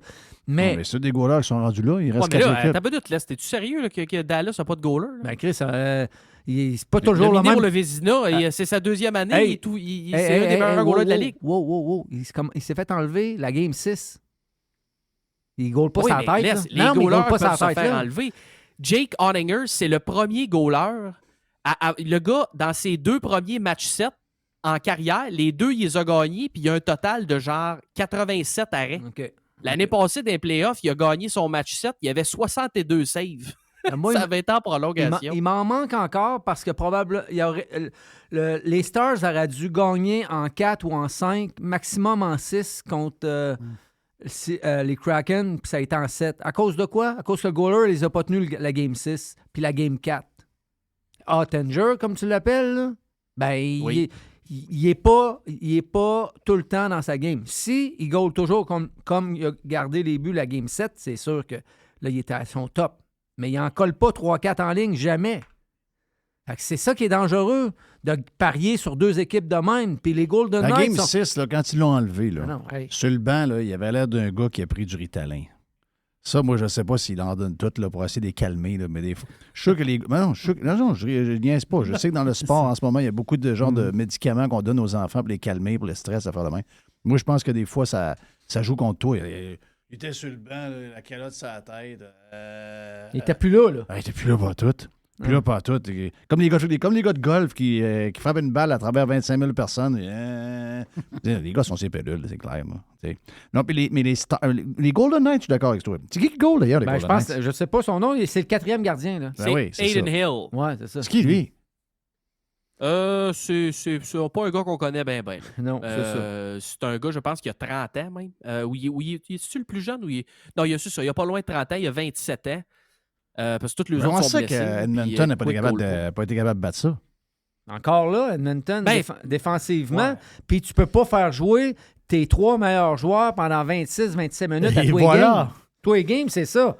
Là, c'est un moment donné, les gars. C'est pas... tu sais, comme le monde on dit, là, à un moment donné, Draisaitl puis McDavid, il va falloir qu'ils aillent voir le DG et disent là, il faut que tu nous amènes du monde avec nous autres. Là. On aime ça jouer, mais 26 d'un playoff à tous les 2 jours, c'est beaucoup trop. Là. C'est le meilleur power play, je pense, de l'histoire des playoffs. Eux autres, ils embarquent. En power play, ils embarquent, puis c'est sûr que c'est le 2 minutes. Là. Mais à 5 contre 5, pas beaucoup de buts. Non, puis ils jouent à toutes les 2 puis 3 tours. Puis quand c'est serré aux 2 tours. Puis là, ça fait un bout qu'ils jouent. Là. Ouais. Les gars, ils ont peut-être des bobos. On va se le dire, là, n'importe qui ici pour aller gauler pour Vegas, ça se peut qu'il gagnerait pareil. Là, parce que sur papier, c'est... On parlait de Boston beaucoup. Là. Allez voir le line-up à Vegas. Là. Sur papier, c'est pas mal la meilleure équipe qui reste dans les playoffs. Là. En plus, ils ont eu le petit avantage du cap salarial, là, où que Mark Stone était blessé pour à peu près toute l'année, puis il était guéri pour les séries. Là. Parce que lui, c'est sûr, il fallait qu'il rentre son salaire de 9,5 millions dans patente. Là. Une passe comme Tampa Bay avait fait il y a 3 ans. L'année passée, Tampa Bay. Tout le monde le fait. Là. Tout le monde le fait. Le Canadien l'avait fait quand il était allé en finale. Tout le monde le fait. Mais je veux dire, regardez le line-up. Eichel, Stone, Marchessault qui en compte 3 buts en 8 minutes ou 12 minutes l'autre game. Stevenson qui est un jeune qui, je veux dire, Pietrangelo qui sort le Tomahawk Chop contre Carlson contre qui joue sa 3e. Ouais.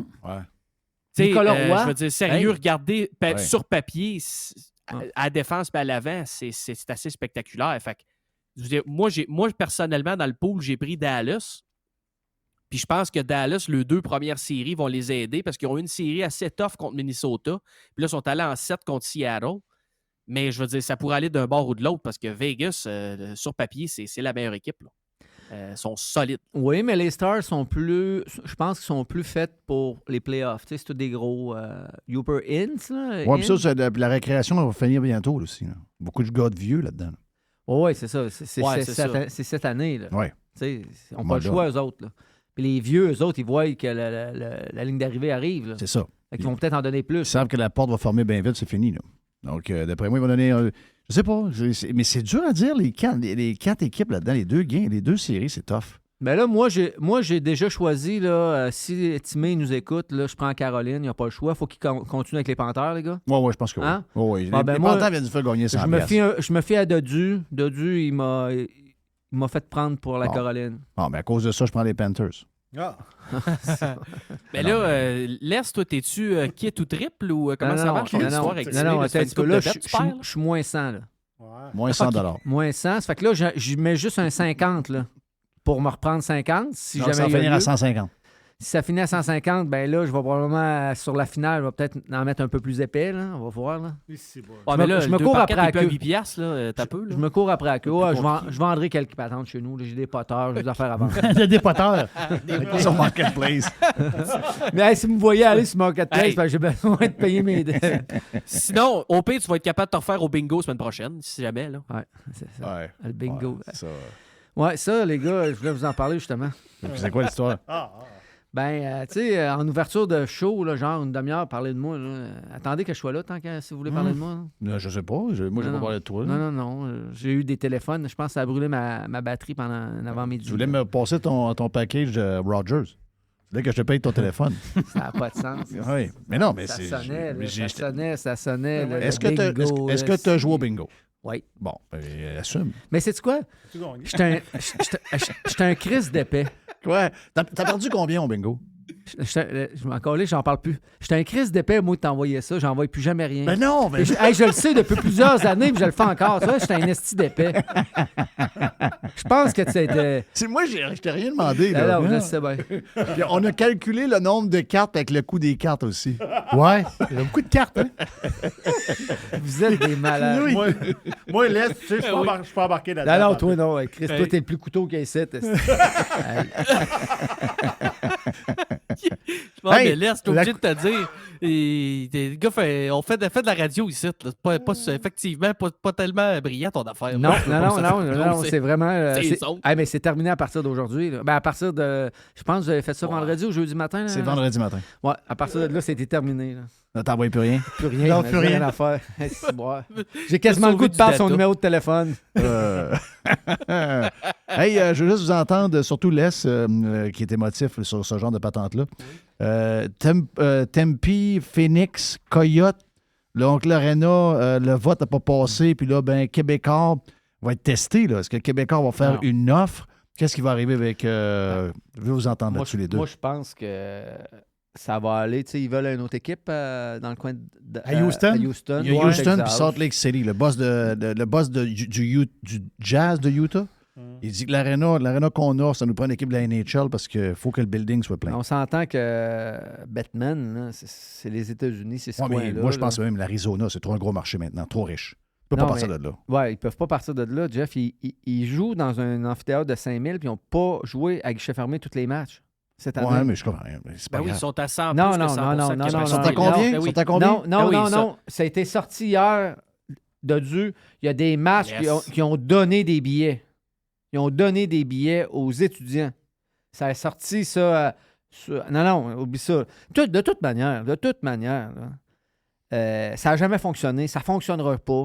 À moins que si Matthews se retrouve là, ça va peut-être donner un second souffle. Mais c'est pas une place de golf, c'est une place de basketball. Non, c'est pas ça le problème. Le problème, c'est que ces villes-là sont bâties avec du monde de partout. Et avant de réussir, parce que c'est des gens de Chicago, c'est des gens de telle place, ils ont toutes leurs équipes. Je sais, je connais la place un peu.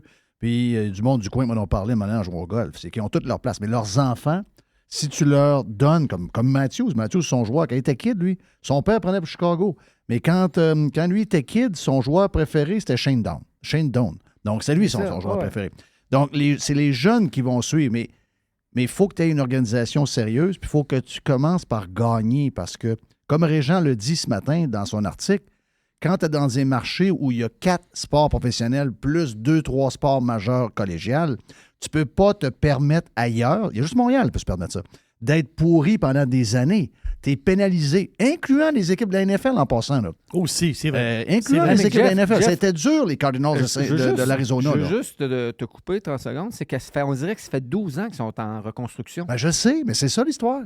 C'est juste en attendant qu'ils trouvent l'aréna, puis là, ils vont juste mettre des gars, puis avoir le minimum pour être sûr que l'équipe continue.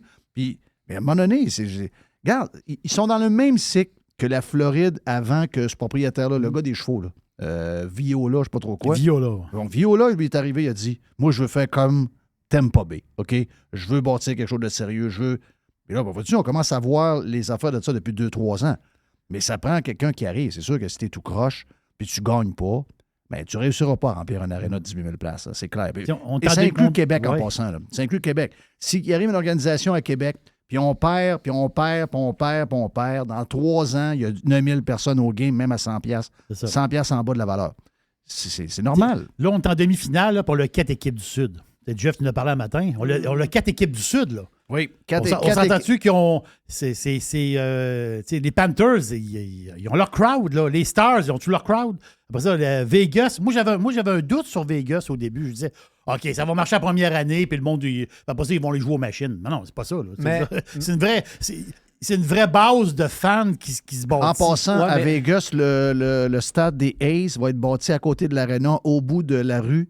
Ils vont démolir le Tropicana Hotel. Tu as l'Excalibur, tu as OK. la lumière qu'il y a là. Ils démolissent l'hôtel, puis ils font le stade de baseball là. Ça va être malade. Mais hey, le Vegas, il faut pas. Ben, pas en playoff. Là. En playoff, c'est sûr qu'ils vendent les billets. Mais en saison, là, comment est-ce qu'il y a d'hôtels dans ce coin-là? Moi, je connais un. Ben, je le connais pas personnellement, mais Où genre, ça? à Vegas, il doit y en avoir des Ah, casinos pas mal. Il y en là. a pas mal. Bon. Ben, moi, je connais un gars qui joue pas mal, qui va là, puis qui se fait appeler. Viens à Vegas, l'hôtel te paye une nuit, puis te donne des billets des Golden Knights. Ah oui, c'est inclus. Ben, c'est pour ça que c'est plein, là. Tu sais, les hôtels, là, puis les casinos, ils achètent Ouais, mais 100 billets. Ouais, mais ça, les hôtels, ils font ça avec les shows de Céline Dion, ils Ah font ouais, ça avec c'est les ça, shows du c'est Cirque du Soleil, ils font ça. Ben, je suis d'accord. C'est ça de même, c'est Mais comme ça enlève- que Vegas marche. Enlève ça, là. Non, mais c'est pas. Ah oui, mais laisse. Non, mais attends un peu, Non, attends un non, peu. mais c'est attends pas un peu. le club de Non, hockey qui là- marche pas, ce que tu dis là. C'est Vegas qui marcherait plus. Vegas Non, je marche, comprends. pas le club, la ville marche de même. C'est ça, la ville marche de même, mais tu sais, en Phoenix, ben, il n'y en a pas d'hôtel. Il n'y a pas de casino. Il y a pas. Fait qu'il faut que tu cherches ta graine. Il y a de l'argent à tabarnak, par exemple. Ben oui, mais. Même une équipe gagnante m'a dit de quoi il va y avoir 20 000 personnes dans la Jeff, il y a place. beaucoup de monde de 75-80 qui déménagent là aussi. Là. Ouais, Et ils veulent pas sortir. Scottsdale, là, ils veulent pas pas Scottsdale, sortir à tous les pas soirs, Tempe. Tempe, c'est jeune, c'est... Là, toi, tu parles de Chandler en bas, tu parles de... Goodyear dans ce coin-là. Ouais, en tous bas, ces là. coins-là, mais parle à Mario, on va y aller en masse, on va dire de quoi. Scottsdale, c'est très jeune. Tempe, c'est encore plus jeune. C'est très dynamique, De là. toute façon, les gars, je veux dire, il y a encore sur la table la possibilité qu'ils s'entendent avec le propriétaire des Suns puis qu'ils aillent jouer au centre-ville de Phoenix. L'aréna aurait probablement besoin de quelques rénovations, mais ça, c'est encore sur la table. Là. C'est pas exclu. Le bail pour jouer dans l'aréna de 5000 places de ASU, je pense qu'il est encore bon pour 1 an puis avec une année d'option. Fait que je pense pas qu'il y a personne qui va se précipiter, mais moi, Jeff, le bout que je trouve le fun, c'est qu'il y a eu un référendum avec la population, puis la population a parlé, ils n'en voulaient pas de ce projet-là. Le problème, c'est que je comprends pas pourquoi les promoteurs n'ont pas accepté. Parce qu'il faut bien comprendre, les gars, là. C'est un projet de plus de 2 milliards. C'est 2,3 milliards. 2,1 milliards de dollars. Ouais. La ville, le comté et l'État mettaient la somme de 0 $. Là. Tout ce qu'il y avait en jeu ici, puis les résidents ont voté contre ça. Il y avait un break de taxes municipales de 30 ans. C'est ça qu'ils demandaient pour le district au complet. Fait que ça, on parle d'à peu près 500 millions sur 30 ans. C'est le calcul qui nous a été sorti. Puis le seul vraiment investissement ou l'argent que la ville avait besoin de sortir de ses poches, c'est 240 millions pour bâtir toute l'infrastructure. Fait que les égouts, les routes, toutes ces patentes-là, parce que c'était un méchant projet. Là. Il y avait des condos là-dedans, il y avait l'aréna, il y avait des commerces. C'était immense. Mais là, en plus, il se faisait poursuivre par la ville de Phoenix puis par l'aéroport parce qu'il y avait une entente d'il y a 25 ans que tu ne pouvais pas bâtir des propriétés résidentielles trop proches de l'aéroport. Je pense que les promoteurs ont manqué le coup, les gars, dans le projet. Puis je ne sais pas s'il y avait besoin d'aller aussi gros que ça pour essayer que ça marche. C'est-tu parce qu'il fallait que le retour sur investissement soit bon pour investir dans un aréna? Ils ne peuvent pas juste faire un aréna parce qu'ils ne rentabiliseront jamais ça. Je ne sais pas c'est quoi, mais je sais que la population a parlé. Ils ont d'autres options. Peut-être qu'ils vont se retourner de bord et ils vont présenter un projet plus modeste. Parce qu'il y avait une question aussi de comment ils allaient utiliser les derniers bouts de propriété. Là. Je pense que c'est un des derniers bouts de propriété qui était vraiment vacant. Il fallait, je pense que c'est une patente de compost ou de déchets qu'il fallait que là, ils déménagent. Fait que ça allait peut-être occasionner des coûts de plus pour la ville déménager ça. Mais il y a des options là-bas. Mais moi, je veux dire, au final, il va y avoir des équipes dans les grosses villes à un moment donné. Je pense que la Ligue va croître. Est-ce que c'est fini à Phoenix? C'est sûr, c'est une méchante claque à la gueule, là. Dans l'immédiat, je pense qu'il n'y a personne qui va se presser à décider quoi que ce soit. Ils ont encore des ententes en place. Ils vont essayer de parler aux gars des Suns. Donc, nous autres, on va rester avec les remparts, parce que là, les remparts, ça va bien. Tout le monde de bonne humeur. C'est ça que je voulais vous dire. Tu sais, à Québec, moi, je pense, puis je le dis encore, puis je me dis, c'est sûr que si on met des billets, pas le prix du Canadien de Montréal puis des Maple Leafs de Toronto, qui sont les deux plus chers de la Ligue, moi, je pense qu'il va y avoir du monde. Parce que je suis allé, tu vas me dire que c'est les remparts, ça coûte 30$. Je suis bien d'accord. Mais il y avait de l'engouement. Il y avait du monde à l'extérieur. Il y avait... c'était bon pour les restaurants. Ah ouais, ça, le mot du hockey, on l'a. Tu sais, moi, je me dis qu'une équipe gagnante à Québec dans la Ligue nationale... On n'aura pas l'équipe gagnante, là. Un jour, Chris. Ouais. On va être toujours sur le bord. On va être sur le bord du plancher, là. On sera jamais proche du plafond. Ça dépend de qui achète le club. Il faut juste faire les séries. Ouais, je sais. Non, mais c'est quoi? Non, mais ça peut pas être le gars là, qu'on parle. Non, ça peut pas être lui. Il parle 25 millions par 3 mois avec TVA. Là. Ça peut pas être lui, mais il était sur place parce que je l'ai croisé. Okay. Il était sur place vendredi. Mais il est au camp d'entraînement des Alouettes aussi. Ça s'appelle un propriétaire qui visite ses propriétés. Mais c'était une soirée extraordinaire. Moi, je regardais le monde dans les estrades jusqu'en haut. Là. Il y avait c'est fun. Là. Le dernier banc. Après ça, c'est le toit. C'est ça. Tout est vendu. Plein. 100%. Puis ça criait. Là. J'espère qu'un jour, le marché de Québec va me remercier pour l'aréna. Pourquoi? On a-tu 40 secondes? Moi, j'ai fait une campagne électorale à la mairie de Québec. Et mon premier point, c'était de bâtir un nouvel aréna. Et j'ai plein de monde qui me disait que ça n'a pas rapport, incluant le maire de l'époque qui me l'a dit au micro de Radio Pirate 2 semaines avant. Et quand je me suis présenté comme maire, mon premier projet, c'était de bâtir un nouvel aréna. 3 jours plus tard, il convoquait une conférence de presse dans le vieux Colisée pour dire que la priorité numéro 1, c'était de bâtir un aréna. C'est pas qu'il avait peur. C'est pas qu'il avait peur de perdre l'élection. C'est qu'il a vu l'engouement en quelques jours. Il a vu l'engouement que ça a fait. Il a vu la patente que ça... Et il a sauté là-dessus, puis il s'est dit, avec ça, là, regarde, je viens d'acheter 4 ans. Et il l'a fait. Mais moi, je peux vous le dire, en ondes et en dehors des ondes, dans son bureau, je suis allé le voir, puis j'ai dit, si on monte un projet comme La Tempête, avec 50 hommes d'affaires, on met 50 du budget, puis est-ce que tu es capable de nous fournir tel pourcentage? Je suis allé voir José Werner et je suis allé voir Sam Hamad pour voir si on avait un projet, puis il y avait quelque chose derrière ça. La bombe me dit, j'ai parlé avec Jacques Tanguay et le Colisée est correct. Ça, c'était pas longtemps avant que je me présente à l'élection. C'est dans l'année. Et il me l'a dit ici, il l'a dit devant témoin, en dehors des ondes. Le Colisée, il est bien correct, on n'a pas besoin de ça. OK? On va y mettre quelques réparations, on va changer. Il y avait un genre de... Il avait changé les bancs du temps. Puis il y avait un compresseur qui était brisé, qu'il fallait qu'il change, etc. Parce que je veux juste vous dire une affaire. Si on ne l'avait pas fait là, avec les coûts de la construction aujourd'hui, on ne serait jamais capable de bâtir cette aréna-là. C'est vrai, pareil. Ça, c'est vrai. Ça coûterait $1 Aujourd'hui, milliard. c'est ça. C'est ridicule. Mais je peux vous dire qu'on peut dire qu'il est laid, qu'il est ci, qu'il est ça. Mais le voir plein de gens de Québec et, je vous dirais, la moyenne d'âge, ça ne sera pas ça s'il y avait des Nordiques, je suis bien d'accord. Mais moi, je suis rendu à 50 ans, j'ai capoté. Parce que moi, je me souvenais quand j'allais voir les Remparts avec mon père le vendredi soir, quand il était habillé en bleu et gris. C'était ma sortie, puis il fallait que je me tienne douette. Fallait que je me tienne douette à l'école, j'ai eu une bonne semaine, pour m'en aller là avec. Là. Ouais. Puis je me voyais plein dans... C'est malade, je le dis. Ouais, à l'extérieur... Ça t'a fait du bien de voir ça. À l'extérieur, puis à l'extérieur avant et après. Il y avait du monde qui ont écouté, qui n'avaient plus de billets, parce qu'ils se vendent tellement rapidement, qui ont écouté le match dehors sur l'écran. C'est ça. C'est junior, là, tabarnache. Notre ville n'est pas morte. Non. C'est ça l'histoire. C'était beau. C'était beau. Regarde, bravo. Puis vendredi, j'ai des billets, j'y retourne. Je me suis fait... un moitié-moitié? Je l'ai acheté. Le gars qui a gagné moitié-moitié a gagné 100 000. Hein? 100 000 piastres. C'est pas 139 000? Je pense que c'est 139 000. Ouais, c'est 100 000 piastres. Tabarnak. Non, c'est de l'argent. Tu sors avec un chèque de 100 000. Merci au jouerais des cartes de bingo. Chris, je jouerais-tu au bingo, moi? Ben oui, regarde. Hey, je t'inviterais, Jeff. non, regarde. Puis en plus, c'est une belle sortie pour Patrick. Oui. Si jamais il décide de sortir, ça finit là. C'est pas une sortie, moi, je vois ça comme ça. Tu sais que je parle beaucoup à son assistant coach. C'est pas une sortie, ça, qu'il fait.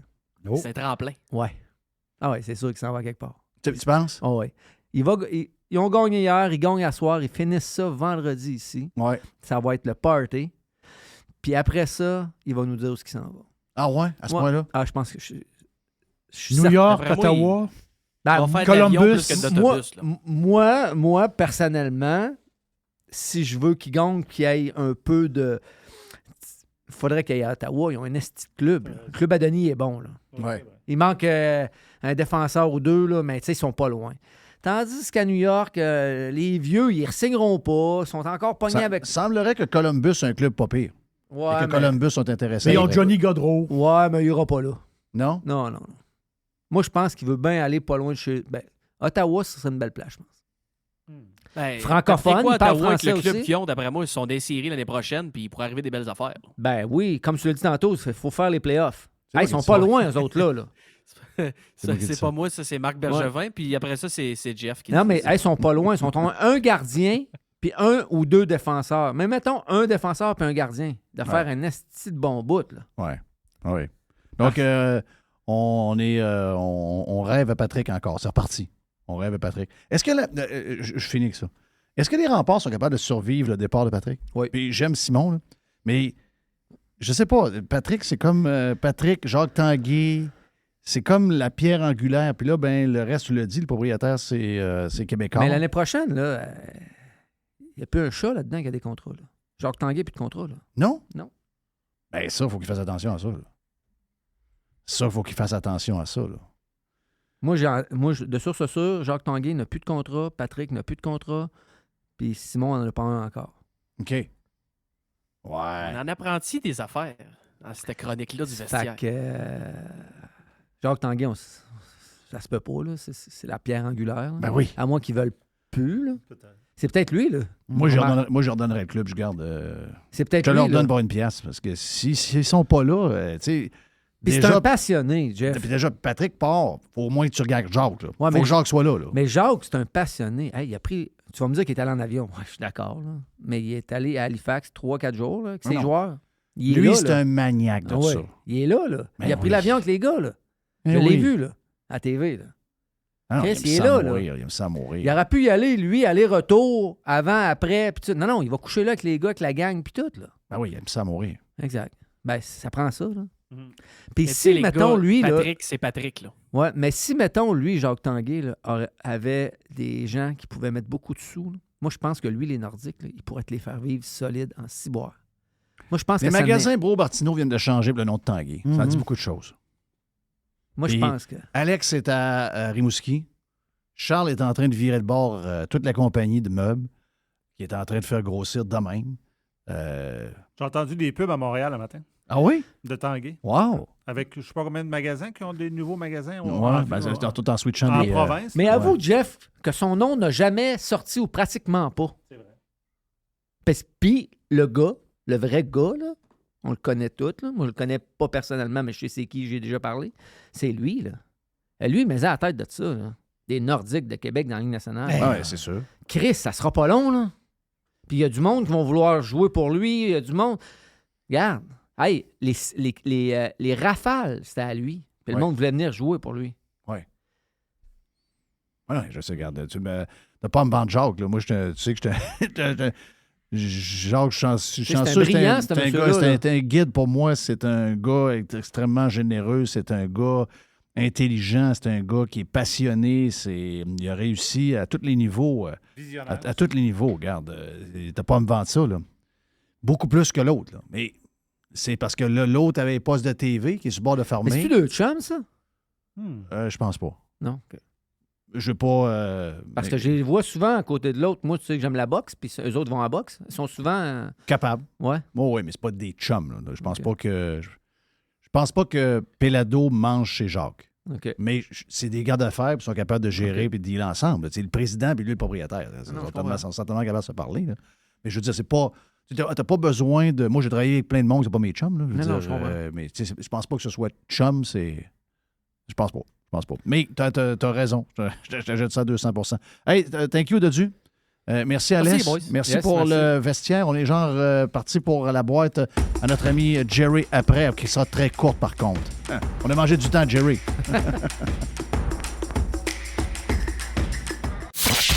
Jeff Fillion. Radio Pirate. Do you like it? Yeah! RadioPirate.com. OK, Jerry, la boîte, mon ami Jerry. Oh, t'es pas sur le même micro, c'est vrai. Ouais, j'ai changé de micro. T'as changé de micro. Revenu Québec. Qu'est-ce qui arrive avec Revenu Québec? L'histoire, là, ici au Québec, on a un problème majeur avec les Airbnb. Sur la plateforme Airbnb, il y a du monde qui s'annonce, puis ils n'ont pas l'espèce de licence, là, pas tant de choses d'hôtel, il faut qu'ils payent leurs frais. Là, Fait que là, Revenu Québec, ils donnent des amendes. Ils ont donné 5 millions de dollars d'amendes à du monde qui ont fait des annonces sur Airbnb. Là. C'est une espèce de chasse aux sorcières. Mais là, l'affaire, c'est que Caroline Proulx, la ministre du Tourisme, elle est anti-Airbnb. J'ai jamais compris ça. Là. Parce que moi, j'ai jamais compris ça. Là. T'es ministre du Tourisme puis t'aimes pas Airbnb. Là. Ça, c'est bizarre. Là. Non. Pensez à ça juste 2 secondes. C'est là. très, très, très bizarre. Moi, si je m'en vais en Espagne en vacances, puis je rentre dans un village, je te dirai pas le nom du village, personne ne le connaît. Tu sais, il y a peut-être, je sais pas moi, 500 habitants. Mais la première chose que tu regardes, c'est Airbnb. Oui. Dans le village, là, il y a 500 habitants. Il y a 2 restaurants, 3 bars, puis un magasin, il y a même des fois 2 ou 3 magasins de bouffe.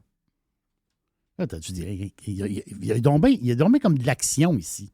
Tu es dans un village perdu, là. Sais-tu pourquoi il y a de l'action? Parce qu'autour du village, il y a des maisons dans les montagnes. Les maisons sont louées par du monde. Un gars de l'Allemagne, un gars de l'Angleterre, un Américain, un Français. Puis dans le village, il y a moi. Après ça, je marche dans la rue, hop, je rencontre des Asiatiques. Je m'assis au bar. Ah, gars, il y a un Allemand qui est là. Bien, c'est ça. Les petits villages blancs, ils vivent comment? Ils vivent avec les Airbnb. Ça a changé complètement le tourisme mondial. Complètement. Parce que si je m'en vais dans ce petit village-là, il y a peut-être une espèce de petit hostel qui ont 4 chambres. Le reste, ça se termine là. Donc, moi, c'est l'esprit, autrement dit, revanchard de Caroline Proulx par rapport au Airbnb. Là, qu'est-ce qui va se passer? C'est qu'elle va déposer un projet de loi. Un projet de loi qui va donner des amendes. Mais avant ça, comme je t'ai dit, les amendes vont être données. Avant ça, des amendes étaient données aux personnes qui louaient, le propriétaire de la bâtisse, le propriétaire du logement, du condo. Et là, elle veut donner des grosses amendes. Elle veut donner des amendes à coût de 100 000. Hein, t'as vu, wow, là. Non. Calme-toi, une heure. Elle veut donner des amendes à coût de 100 000 $. Mais qui va payer? Elle a dit, on va viser directement Airbnb. Avec des amendes de 100 000. Boum, boum, boum. Donc, les autres, ils vont arriver sur le site de Airbnb. Ils vont voir, il y a quelqu'un qui s'est inscrit là, qui n'a pas l'espèce de numéro là, bizarre. On est quelle année, là? On est 2023? On est en 2023, puis on est au mois de mai. OK. Il neige. Parc de Laurentides était quasiment fermé matin. Oui, c'est ça, il neige, oui. D'ici 2023, Airbnb au Québec, c'est fini. D'ici la fin de 2023. D'ici la fin de 2023, Airbnb out. Quand Airbnb va recevoir une genre d'amende de 100 000 $, c'est là qu'ils vont fermer les livres. Ils vont dire non, là, on se battra plus. Là. Parce que c'est une plateforme ouverte. Tu sais, à un moment donné, c'est pas eux autres, la police. Oh oui, mais il faut qu'ils checkent tout. Ils s'en foutent de nos conneries de taxes, eux autres. Ils s'en foutent de ça. Nos niaiseries de taxes stupides. Ils s'en foutent complètement. Eux autres sont ouverts. Mais c'est drôle parce que dans ce temps-ci, je taponne un peu sur Airbnb, puis on voit, ils disent si vous. Tu sais, ils encouragent. Là, si vous connaissez quelqu'un qui a une place pour. Venez vous inscrire sur Airbnb. Ils veulent promouvoir l'affaire. Oui. Airbnb, c'est pas compliqué, Jeff. Là, c'est l'affaire la plus extraordinaire qu'il n'y a pas. Là. Sur le web, là, moi, je pense que c'est. Amazon, c'est le fun, là, mais Airbnb, là, ça a changé beaucoup d'affaires. Beaucoup d'affaires. On n'est pas surpris de voir qu'au Québec, on veut crisser ça dehors. Mon dernier voyage en Europe, moi, j'ai juste fait du Airbnb. Là. Ben oui. Okay. Il y a eu les résultats financiers aujourd'hui de. C'était hier soir. Les résultats financiers de Target. les magasins. Oubliez Target Canada. L'affaire, c'est que les résultats ne sont pas si pires que ça. Mais l'histoire, c'est que Target dit ouais, dans les prochains trimestres, peut-être ça va être un peu plus plate. Là. C'est comme un avertissement. Mais le fond de l'histoire, c'est que les gens, c'est pas moi qui le dis, là, les gens achètent l'essentiel. Point. Hein, c'est quoi, là? L'essentiel. Point. Il n'y a pas la petite bébelle. Non. L'essentiel. Donc, il y a eu de la baisse pas mal dans l'électronique, et des bébelles pour la maison. Tu as déjà une poêle. Tu as déjà une pince. Mais tu ne vas pas l'acheter. Tu as déjà une spatule. Avant ça, tu dis, je vais changer ma spatule. Non. Ta spatule est encore correcte. Elle est lettre, mais elle est correcte. Donc, il n'y a pas de surplus. Donc, le magasin, il y a plein de monde. Mais les gens achètent l'essentiel. Et puis, j'ai vu, c'est capoté pareil. J'ai vu passer. Moi, c'est ça l'affaire que je me dis. Si le monde aux États-Unis, ils ont un genre de stress financier, j'ose pas m'imaginer ici. Là. Vraiment, ici, on est très, très pauvres. Là. Mais il y a un genre d'essoufflement du consommateur. T'sais. Même, il s'inquiète un peu par rapport aux bébelles d'été. C'est très, le printemps, le monde achète beaucoup de bébelles. Les bébelles. Là, ils vont fouiller pas mal dans leurs bébelles. Des affaires pour la piscine, des affaires. Là, le monde, ils vont voir. Bon, on va pas une affaire de l'année passée. Là. Ça va marcher pareil. Là. C'est ça que Target dit. Mais on parle de stress financier. Dette aux États-Unis. Dette record sur les cartes de crédit. Wow! C'est le fun. Et là, il y a une statistique qui est sortie. Ça peut paraître banal, mais c'est pas banal. Dans le monde de l'automobile, c'est pas banal. Pour nous autres, tu dois avoir 1%. 1%, c'est rien. 1%, c'est pas rien. 1% des gens qui ont une voiture présentement en location, OK? 1% sont en défaut de paiement 90 jours. Ah, c'est pas grave. Non. Ça, c'est du monde que si ça fait 90 jours, tu n'as pas fait de. 90 jours, ça fait pas mal 3 paiements, ça.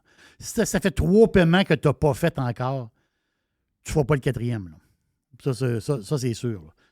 C'est juste 1%. Non, l'affaire, c'est que c'était 0,6%. Puis là, c'est rendu à 1,1%.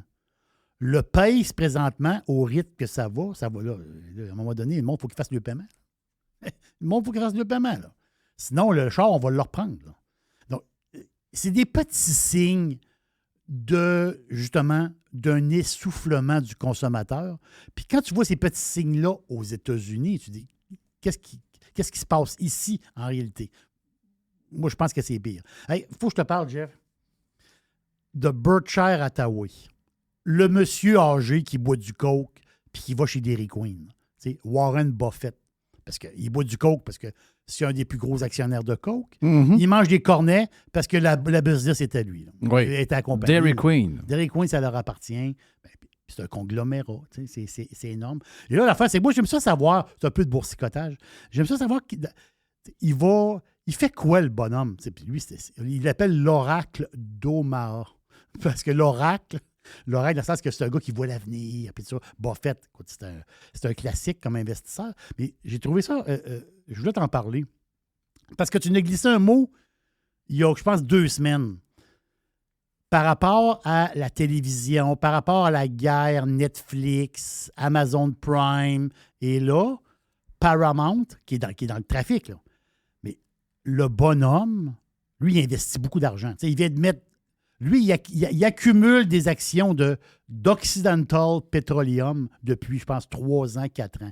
Il accumule, il achète tout le temps. Il achète. Il arrête du pétrole? Oui, il est dans le pétrole pas mal. Pétrole et gaz. Ah ouais? Oui, beaucoup de...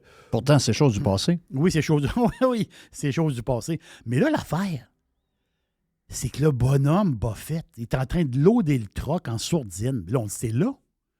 Il load le truck en sourdine. Le code à bourse, c'est P-A-R-A. Paramount.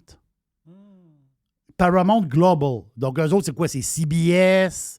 C'est anciennement CBS. Donc, ils ont rebrandé Paramount pour tout le temps. Ils ont rebrandé. Ils sont dans les films aussi, c'est Miramax, eux autres, etc. Mais l'affaire, c'est que le bonhomme, il est en train de loader le truck. Mais quand je suis allé voir le graphique de cette compagnie-là, en ce moment, le graphique, le prix de l'action, qui est à peu près à 14 piastres et quelques, grosso modo, il est à son plus bas depuis 2010. Faut acheter quand c'est bas. Bien là, c'est ça l'histoire. Là, il est à son plus bas depuis 2010. Paramount. Donc, le bonhomme est en train de loader le troc.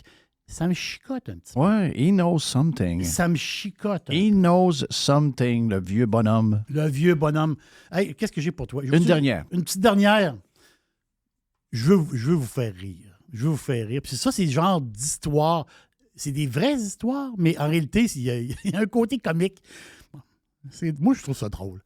C'est l'histoire de la famille Estevez. Estevez, c'est du monde qui demeure dans le Broward County en Floride. Les Cubains. Oui, exactement. La famille Estevez, ils s'en vont au McDonald's. Après, parce que les autres, ils poursuivent McDo pour 15 000 Ah, c'est l'histoire de la croquette trop chaude? C'est la croquette. Avec le petit bébé? Oui, c'est la croquette. L'affaire, c'est qu'eux autres, ils passent. Puis moi, je ne savais pas comment c'était arrivé. Eux autres, ils passent au McDo, ils achètent un joyeux festin. Joyeux festin croquette. Oui. Ils donnent la boîte à l'enfant en arrière. L'enfant rouvre la boîte. L'autre, il continue en genre. L'enfant rouvre la boîte et là, il y a une croquette qui tombe entre les deux jambes. Mais là, la croquette est prise entre. Je ris, c'est pas drôle, là, mais. Parce que c'est la poursuite qui est drôle, un peu, d'une manière. Et là, la croquette tombe ou la ceinture de sécurité. Et là, la croquette brûle la cuisse de l'enfant. Oh, et là, le gars, lui, la famille, ils reviennent contre McDo pour 15 000. Quand même spécial. Et la raison, tu dis pourquoi? Mais non, tu dis, la croquette. C'est pas McDonald's qui a mis la croquette sur la cuisse de l'enfant. Non, mais en plus, une croquette, ça sort de la. Ça sort de la friteuse. Ça sort de la friteuse. Je sais pas trop quoi dans quoi ils mettent ça. Là. Veut dire, à un moment donné, c'est à toi comme parent. À surveiller la bouffe que tu donnes, voir si t'es beau, puis si c'est trop chaud, tu souffles dessus. Souffle dessus, exactement. Tu veux dire, je fais ça avec Tiger, là. Oui.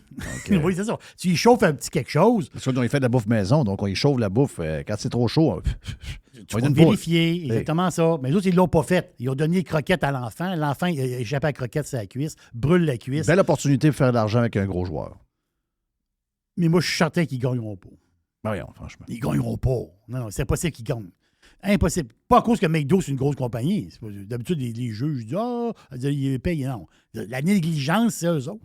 La négligence, c'est pas McDo. Eux autres, leur point, c'est que la croquette est trop chaude. Ben là, la croquette est trop chaude. C'est quoi cette histoire-là? Ben voilà pour le show d'aujourd'hui. Thank you, Jerry. Et la boîte. Voilà. On est. Tabarouette, hein? Ça file, hein? Ça file. On a eu du stock aujourd'hui. C'était incroyable. Thank you au producer plutôt, Mr. White.